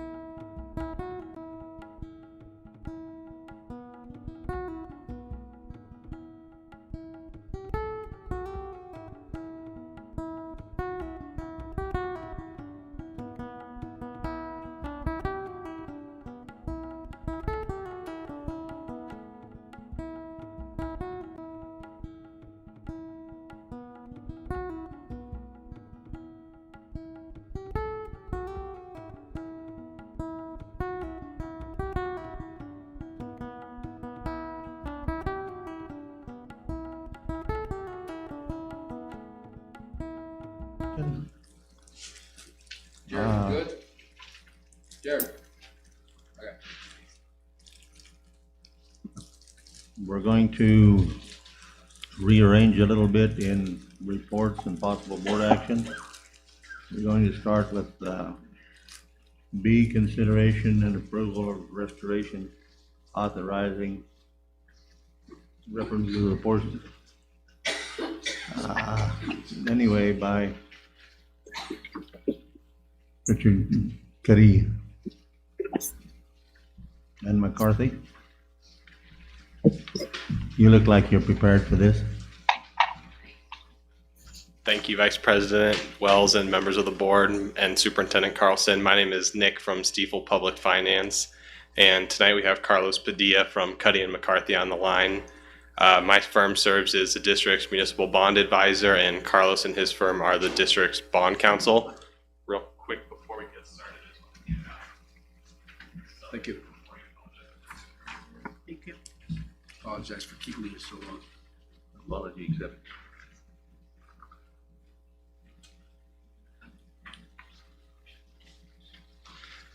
Tonight, the school board is being asked to approve a defeasance resolution and escrow agreement for the 2014 and 2015 general obligation bonds. A defeasance resolution is basically a prepayment of the outstanding general obligation bond debt that the district has.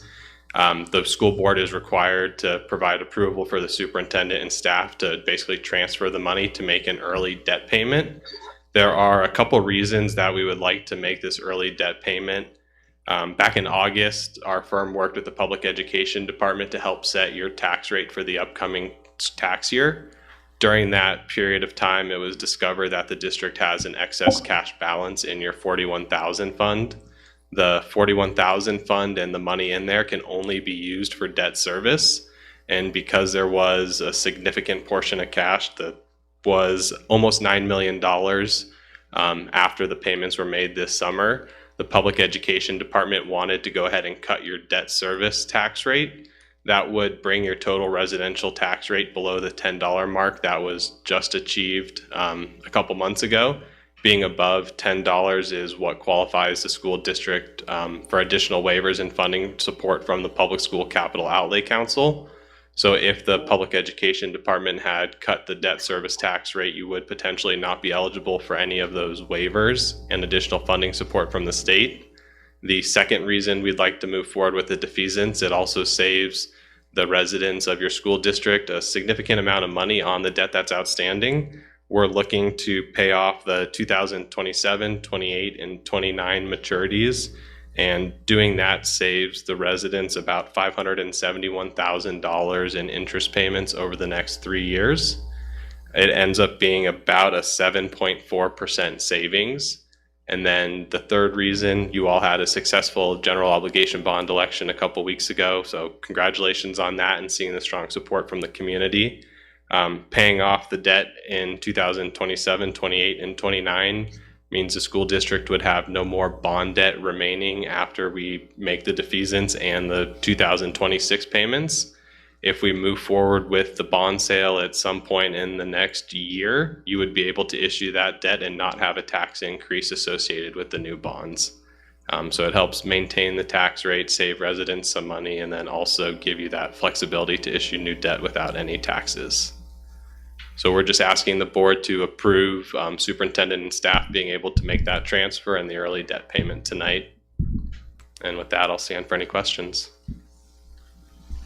I'm all for saving money, so I will entertain a motion to approve. I believe we have a question first. Mr. Chair. Sorry about that. Go ahead. I was gonna ask if we can barter. We'll trade Carlson.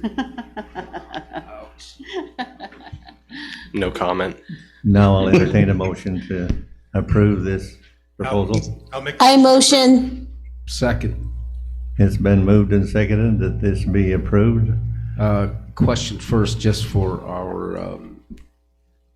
our clerk for recording the motion that was made. I believe Mr. So made that motion. Mr. Sol made the motion, yes. Yes, okay, just want to clarify. The second, I seconded it. Mr. Montoya, Yes. Ms. Aspas. Well, I wanted to ask another question, but you look like you have a trusting face. You can ask. Well, I was gonna ask, is there any other benefits other than what you talked about with the community? Those would be the three main benefits that I had mentioned. One, being able to save the residents their money on future interest payments. And then the second one, which I think is most important, is that ability to sell the newly authorized $20 million without any future tax increases. You would be able to maintain the current tax rate because you're paying off the debt, and we can more or less layer it on, have the new bond replace the ones that the district is paying off. And that will result in a no tax increase with the new bonds, and most likely be able to slowly bring that down over time as well. So do you hit every district with, when they go out for vote and it passes, do you hit up those districts too? No, we do not. Not every district has excess tax collections. You guys are in a different spot because you have a relatively large tax base for New Mexico standards between your residential and non-residential property. And then you have also seen somewhat significant growth over the past 5 to 7 years. We end up setting the tax rate in August of every year. And when we see that growth over the course of the year, we're still collecting the same mill dollar rate, but it ends up being on a bigger base. And so as a school district, you guys have ended up collecting excess debt services over the past couple of years. Again, that money can only be used for debt service payment. It could not be reallocated for salaries, for other projects. It does have to go towards bond debt service payments. And we could continue taxing the residents, but you guys would end up having more money than bonds outstanding, and that's not a good situation. So being able to pay off the debts fully and then save the residents on taxes, I think, is a big benefit. Okay. Yes. You vote yes then? Yes. Mr. Sol? Yes. It's Ms. Askey? like 30. Yes.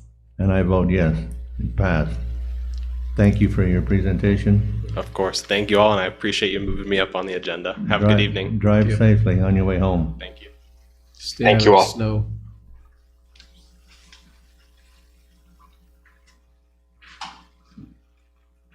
We'll go to A on reports and possible board action.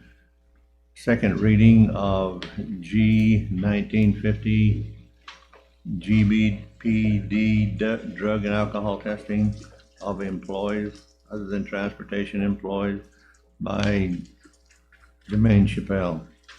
Go ahead, Ms. Chappelle. Thank you, Board Vice President. So I did take into consideration the questions and comments from the last board meeting and have made some changes to this draft. And so I'll read those. So the title is Drug and Alcohol Testing of Employees Other than Transportation Employees that Must Follow Federal Transportation Laws. And the reason for that change is that not all transportation employees have to follow those transportation laws. It's mostly those that are in safety sensitive positions. So just wanting to be careful about that. And now with the policy, pursuant to board policy G-0750, staff conduct, and board policy G-0950, drug-free workplace, all employees of the district are prohibited from being impaired by alcohol or drugs while on district property, including district events on or off of district property. Additionally, these policies specify that employees are required to fully participate in any investigation that seeks to determine if an employee that is suspected to be impaired by alcohol or drugs while on district property, including district events on or off of district property, is in fact impaired by alcohol or drugs. Given the importance of the education and safety of students, it is imperative that employees be sober in performing their duties and while on district property, including district events on or off of district property.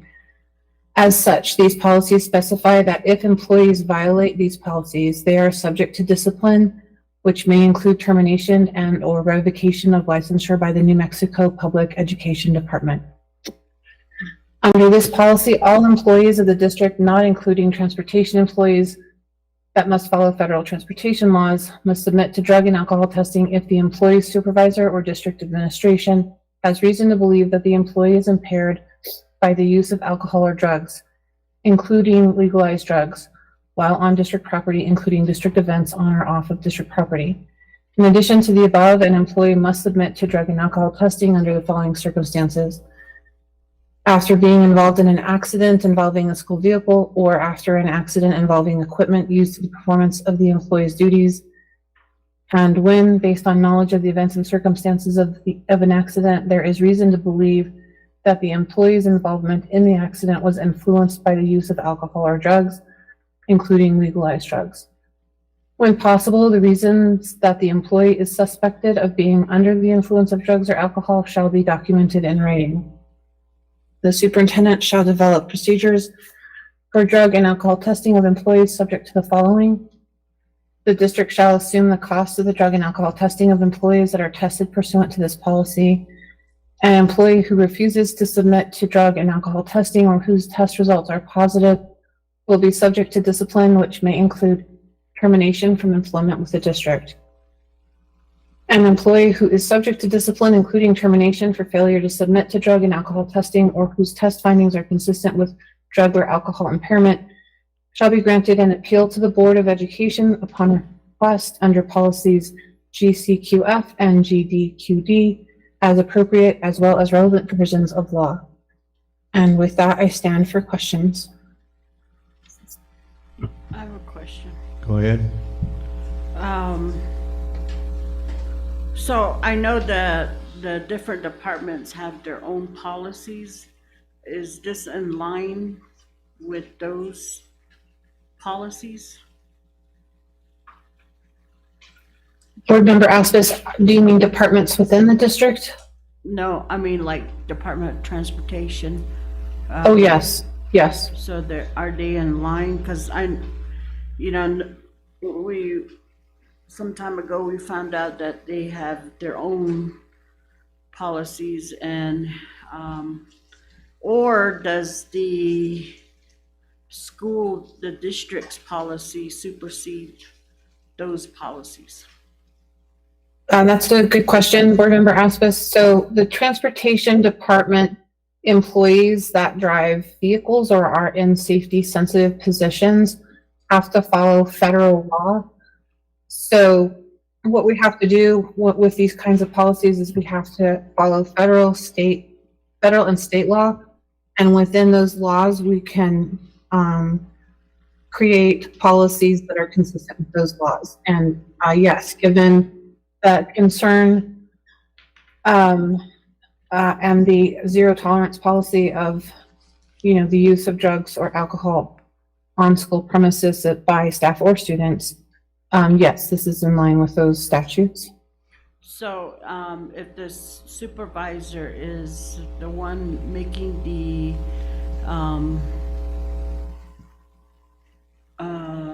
call on a person or suspecting, is our supervisor trained?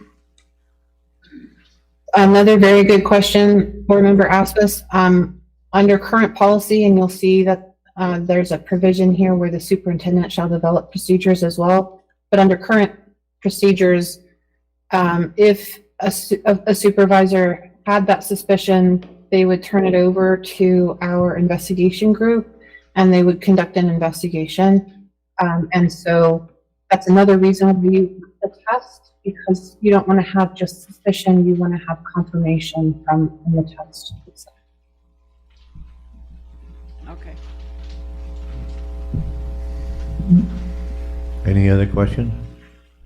No, but if that's it, I make a motion to accept the policy as written. I'll second. Thank you. It has been moved and seconded that we accept the second reading of this policy and approve it. Roll call. Mr. Montoya? Yes. Ms. Aspis? Yes. Mr. Soul? Yes. Ms. Haskey? Yes. And I vote yes. Okay, moving on to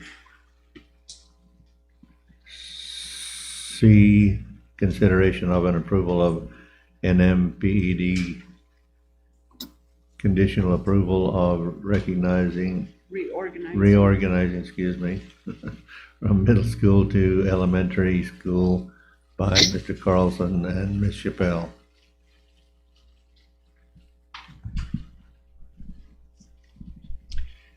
Can you hear me, Ms. Chappelle? Yes, sir, I can. You want me to get started on this? Yes, please. You bet. So we had made the request last year to reorganize for the sixth grade. I guess we had the assumption that it had been granted, but the PED did not respond to our request actually until November 17th of 2025. I'm going to go ahead and read what they wrote. Dear Superintendent Carlson, this letter is sent in response to the April 7, 2025 reorganization request from CCSD for approval to restructure grade bands of the district's elementary and middle schools by moving sixth grade from middle school to elementary school. This request was made pursuant to Rule 6.29.1.9G NMAC, which states that any change in a school district or charter school's organizational pattern, including the establishment or closing of a school, shall have the Secretary's approval prior to implementation. In reviewing CCSD's requests and information related to the reorganization of multiple school sites, the NMPED staff determined that the reorganization does not appear to create any immediate programmatic and fiscal concerns. Additionally, CCSD appears to have complied with most requirements related to reorganization decisions and has provided evidence of public participation in formal meetings of the CCSD Board of Education.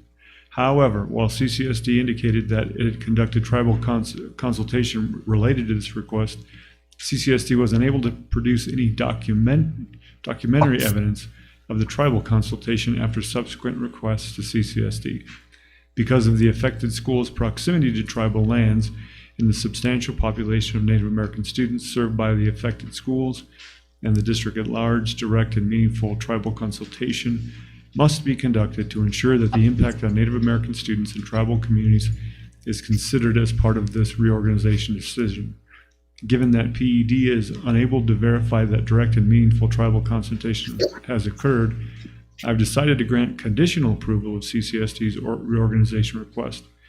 The approval of this reorganization request will be conditioned on CCSD taking the following actions related to the reorganization request.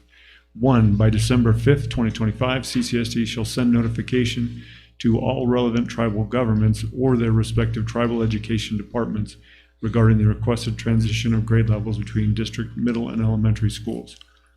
The notification shall invite direct feedback from the tribal governments and allow for the tribal governments to request formal consultation should they desire to discuss the reorganization through formal tribal consultation. By January 31st, 2025, CCSD will provide a summary of all feedback received through correspondence or formal tribal consultation to the CCSD Board of Education to determine if further considerations or changes need to be made to the restructuring of grade levels to ensure requested transition of grade levels is beneficial to its Native American students as well as the impacted tribal communities within the district. CCSD is permitted to move forward with the requested reorganization if it is committed to meeting the conditions described above. So the first condition, also after consultation with the CCSD Board of Education, please provide a written assurance that CCSD will implement the conditions described by November 21st, 2025. So that is what we're doing first, meeting with you to make sure we have that, your written documentation of that, written assurance that we will do that. I have already taken care of the first one by December 5th. I've contacted the Department of Dine Education and invited them to have us set up a meeting next week or the week following next week. I sent that on Wednesday. I have not received a response. I did include our board president in that correspondence. Once that has taken place and we have had that consultation, we will provide further documentation well before January 31st to complete the task. So I believe that describes the situation fairly well. Do you have anything to add to that, Ms. Chappelle? No, you did a great job, Superintendent. I just wanted to kind of summarize. It's a little bit confusing the way the letter's written, but the reason we wanted the board to vote on this was that last second to last paragraph where superintendent will need to send to PED a letter stating that the board accepts the conditions. Superintendent's indicating he's already complied with the first one, and that obviously with the meeting set up in the following week, we'll have complied with the second one. So I think I support superintendent's recommendation in this matter and stand for questions. Are there any questions from the board? I'm sorry, I apologize. Just for for clarification, it was the 3 schools, the 2 elementaries in Shiprock and the junior high, correct? I can pull that up. I have it. Oh, yeah. It's I stand corrected. The 3 elementary schools and the 1 Yeah. junior high in Shiprock, that was it. Actually, It's in the application itself, which I have right in front of it me, includes Newcomb and Nacetchee as well. Okay. if I can find it. All coming from Sabatai and from Newcomb Middle School. Okay. Yeah, so on page 9 of the application, which I believe you guys have, it has the schools that will transition, and also indicates the schools that have already transitioned. So the Kirtland area schools have already transitioned, Judy Nelson, Kirtland, and Oho. And then Mesa, Nashchitty, Newcomb, Nojoni, Newcomb Elementary, Nojoni, Newcomb Mid, and Sabatai. Those are the ones that are subject to the application and to the reorganization. Thank you. Yes, sir. Are there any other questions? So, when,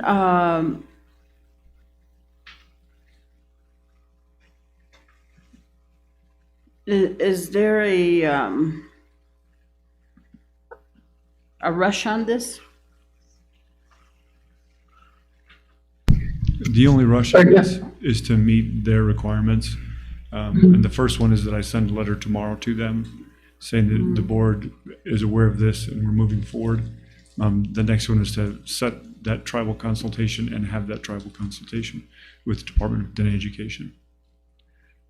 Just to meet their deadlines. That's the only rush. And what is Plan B if the public, the community doesn't want it? Well, the board already voted on it a couple of years ago, and transition's already taken place. I'm imagining that it could be that they go back to the middle school next year if folks didn't like the arrangement. Superintendent, do you mind if I clarify that question? Okay. Or that answer, I should say.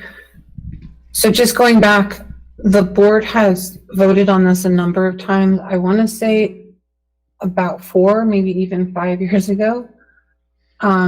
This was voted on. And subsequent to that, a number of community meetings have been held on this topic. So the community is supportive, but what I'm understanding is from this application is that, I'm not sure who put the application together, but that one step of meeting with Navajo Nation was left out.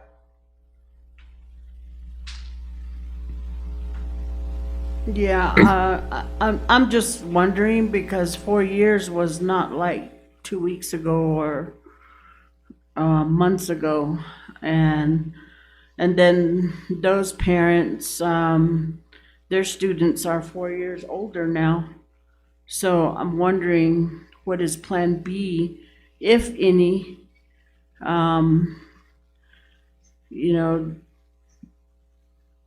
what is Plan B? I guess Plan B, board member Aspis, would be if Doty and the community come back and say they don't want 6th graders going back to elementary, then we would pull back the application and we'd have to bring it back to the board for further direction. So tribal consultation, is that with just the Department of Education from the tribe? Or is that including council delegates and chapters? So in the letter, what PED is asking us to do is either or. So they're saying if we consult with Doty, that will be sufficient for their purposes, is what the letter says. And do we want to, because to me, that's, this sounds like a formality and just hurry and get it done. Or do we really want to have an outreach and see, so that we can say 4 years ago, we got with the community, and then now we've gotten with the council delegates and the chapters and Doty? Or do we just want to say we just did the quick fix and? Board member Aspas, you're raising a really good point. We do have time to expand that outreach because we have until the end of January to have those discussions. And I know fiscally, that was the main reason why we made those decisions as a board, but again, that was like 4 years ago. And so I'm just throwing those things out there, and because I still hear resentment from the Inez being demolished, even though, I think it was, what's the word? Dangerous to live there. What's the other word? It was hazardous. Yeah, I mean, but I still hear that. So I just want to make sure that we do what we need to do and not just do a quick, because if PED was truly, they would have said and know that it's not just Doty. It's, we have council delegates, we have chapter houses. So to me, I feel like, they just ignored that portion of it. So the options on the table, board member Aspas and board members, is to vote on moving forward with the plan that superintendent laid out, or to have an expanded set of communications with community and tribal leaders. And my recollection of the conversation about making this move partly was fiscal, from a monetary standpoint, but folks were feeling, as I recall, that that sixth graders benefited more from being in the elementary setting and having that last year. I think, if I recall correctly, Superintendent, you can correct me, but I think we saw scores dipping when we made the move to move sixth graders to middle school. So I remember there was kind of conversation back and forth on the scores as well. Right. And, again, back to PED, I think they sometimes assume or label us, or look at us as, the Pueblo tribes, where they don't deal with chapter houses, they don't have council delegates, and they need to start acknowledging that.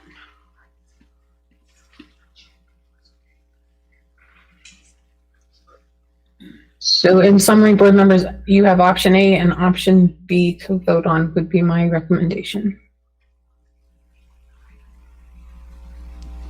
Comment. Any other comments or questions? Yes, comment. Go So in ahead. respects to the option from the superintendent to accept that, but at the same time expand, since the timeline is January 31st. And then that way we can at least a courtesy call to the chapters of the council delegates that are affected. And if, again, that would be the two.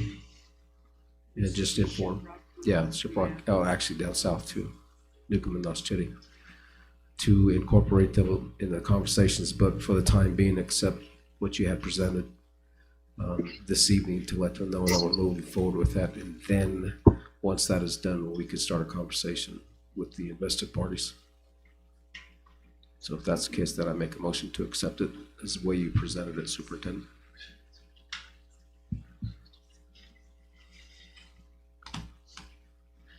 Mr. Montoya has made a motion to accept the proposal with the caveat that Navajo Nation be informed, incorporated in the discussion. Just to clarify, Do I have a, Board Member Montoya, were you saying to include the 3 chapters, or is it 4 chapters? In Shiprock, Noshchitty, Newcomb, and Samasti? The affected, yes. Burnham. All our districts all the areas that we represent. All the areas that are affected, the chapters that are affected, incorporated into that. And again, just for the sake of informing them of what we are doing, even though we've already done it, but just to get clarification for their knowledge. I think that way we're covering our backside. Absolutely. Should anybody. So do I have a second to that proposal with the caveat?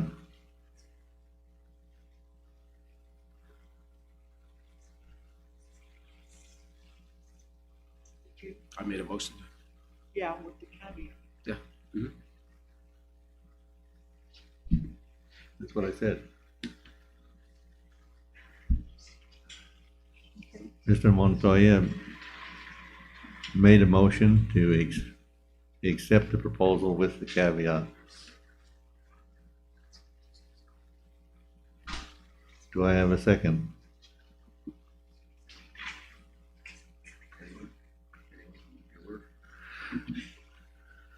I guess we don't have a motion approval.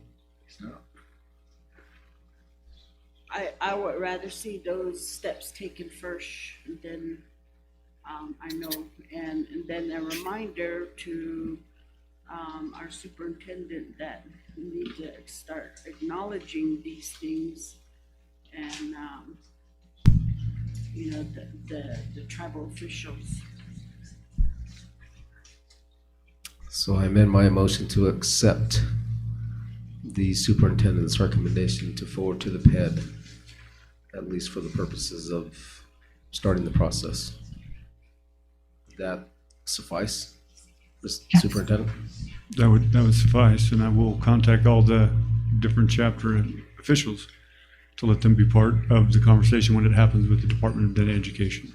Okay. But I would appreciate approval just to allow me to send that letter to continue on with the process. Otherwise, I believe there will be sanctions from the Public Education Department Point of the for our motion. district. Then. That's the point of the motion.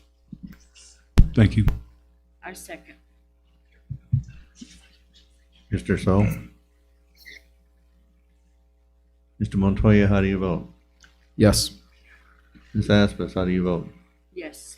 Mr. So, how do you vote? Yes. Ms. Haskey, how do you vote? Yes. And I vote yes.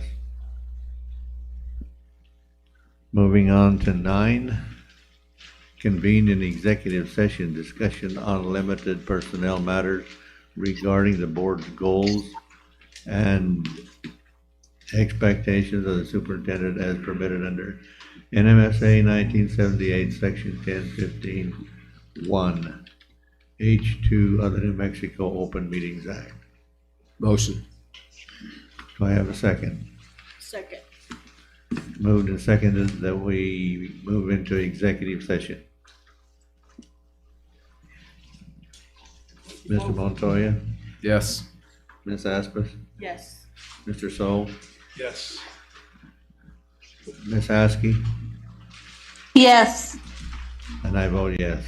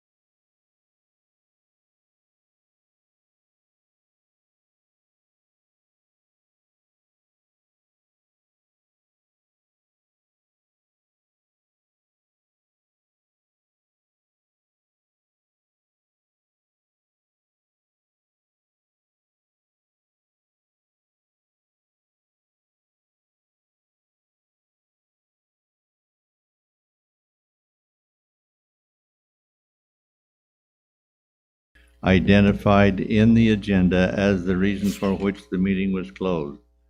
Discussion on limited personnel matters regarding the board's goals and expectations of the superintendent as permitted under NMSA 1978, Section 1015 1 H2 of the New Mexico Open Meetings Act. Can I have a motion? Motion. A second? Second. It's been moved and seconded that we reconvene. Mr. Montoya? Yes. Ms. Aspas? Yes.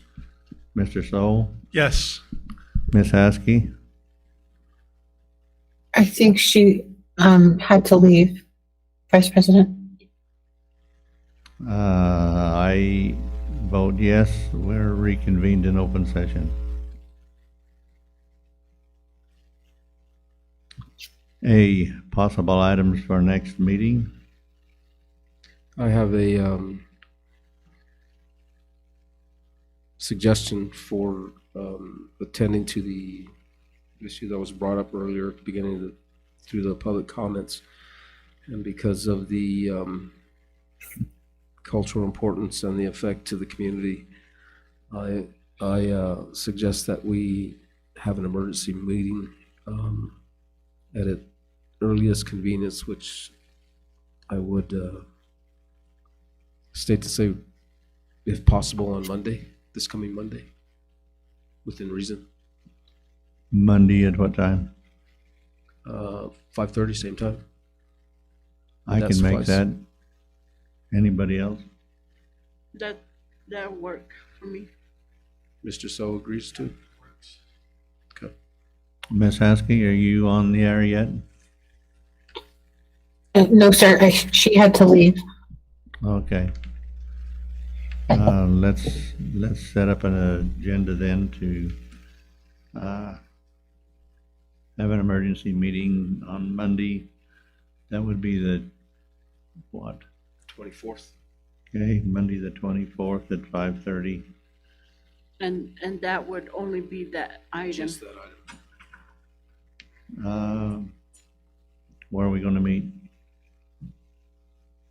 I think here.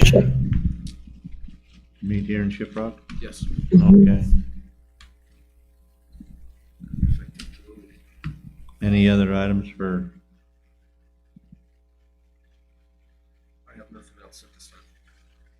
Ms. Asmus? I did,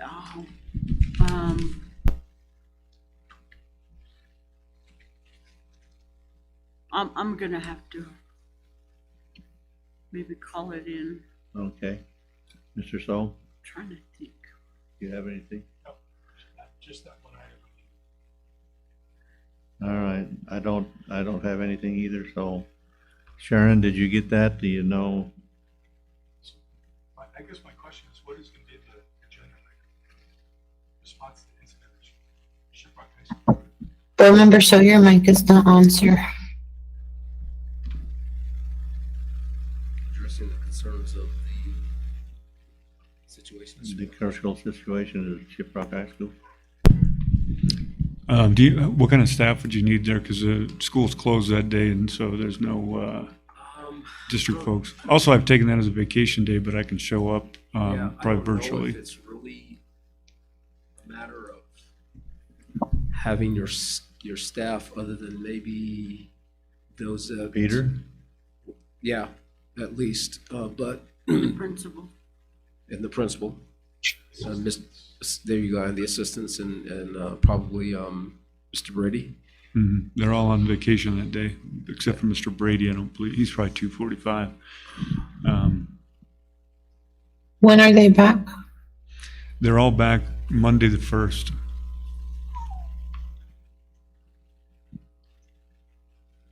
Let's not delay it So if we that- don't have to. If we can delay it, I might have some more information. The problem I have is that I don't know if I'd have any more information by Monday. So Other can we than- just do December 1st when everybody's back then? And then that way it could just be a special meeting without, Doesn't have to be emergency. it doesn't have to be emergency. Okay. Because I certainly don't want to put us in a position to where we're impeding on people's time. And then to your point of information gathering, and of course, there's going to be a lot of questions Yes. in that respects, and so hopefully by then we'll have Give the you a chance answers. to answer all the questions. Yeah, and I definitely could have all those folks there, There you go. if We'll that's just do possible, it- the just first, do it December for that, 1st. Have a special meeting on the 1st. Okay. Okay. Then it's just a special meeting, not an emergency meeting. And I think there,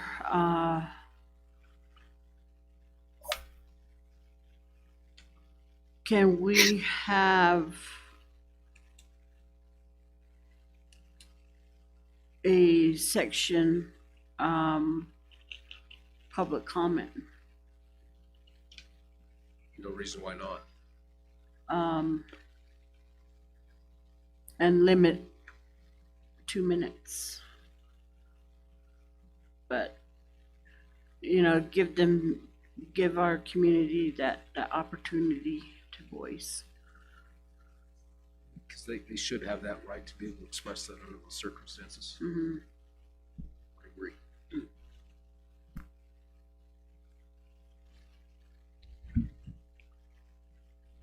Anything else?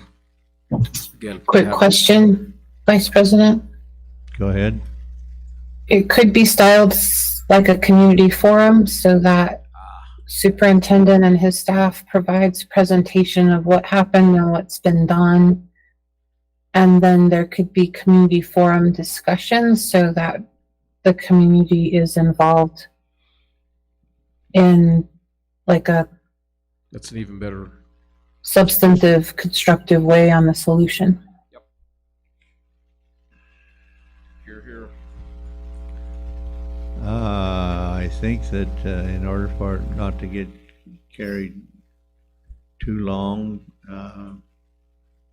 limit their discussion time or else coordinate who's gonna, several people gonna discuss. Is that a possibility? Sure, we could facilitate it. I don't wanna volunteer ICO, but we can talk about that offline, but potentially we could kind of have a facilitated discussion. We can come back to you guys with some options. Yes, and if you would get together with me and Sharon and kind of help us with that agenda so we can put those things on paper. Yes, sir. And make sure that board president is involved in that talk. Yes, sir, absolutely. And we'll take what we've all just said here, so. Yeah, make sure it's announced properly so people know and understand Yes. what they're getting into. Yes.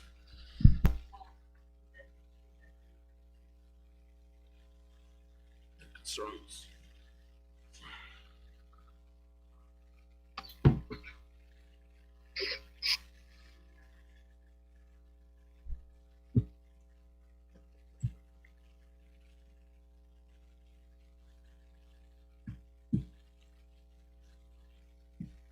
I can't hear you. I took my hearing aids out. My hair just went. Okay, can we move on then? Yes. Are we done with that one?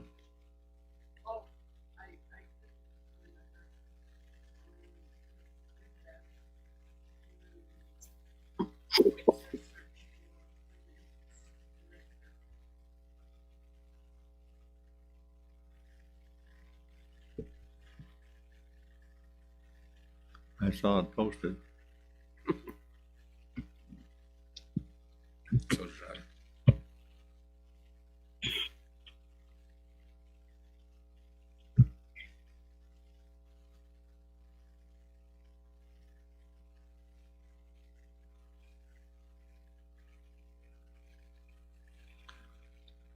I will entertain a motion then to adjourn. Second.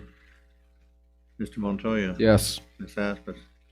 Mr. Sol? Yes. And I vote yes. Did Sharon get that? Oh, we skipped the motion part. We went straight to second, but yes. We have a motion. It was Mr. So. He didn't have Okay. the microphone on.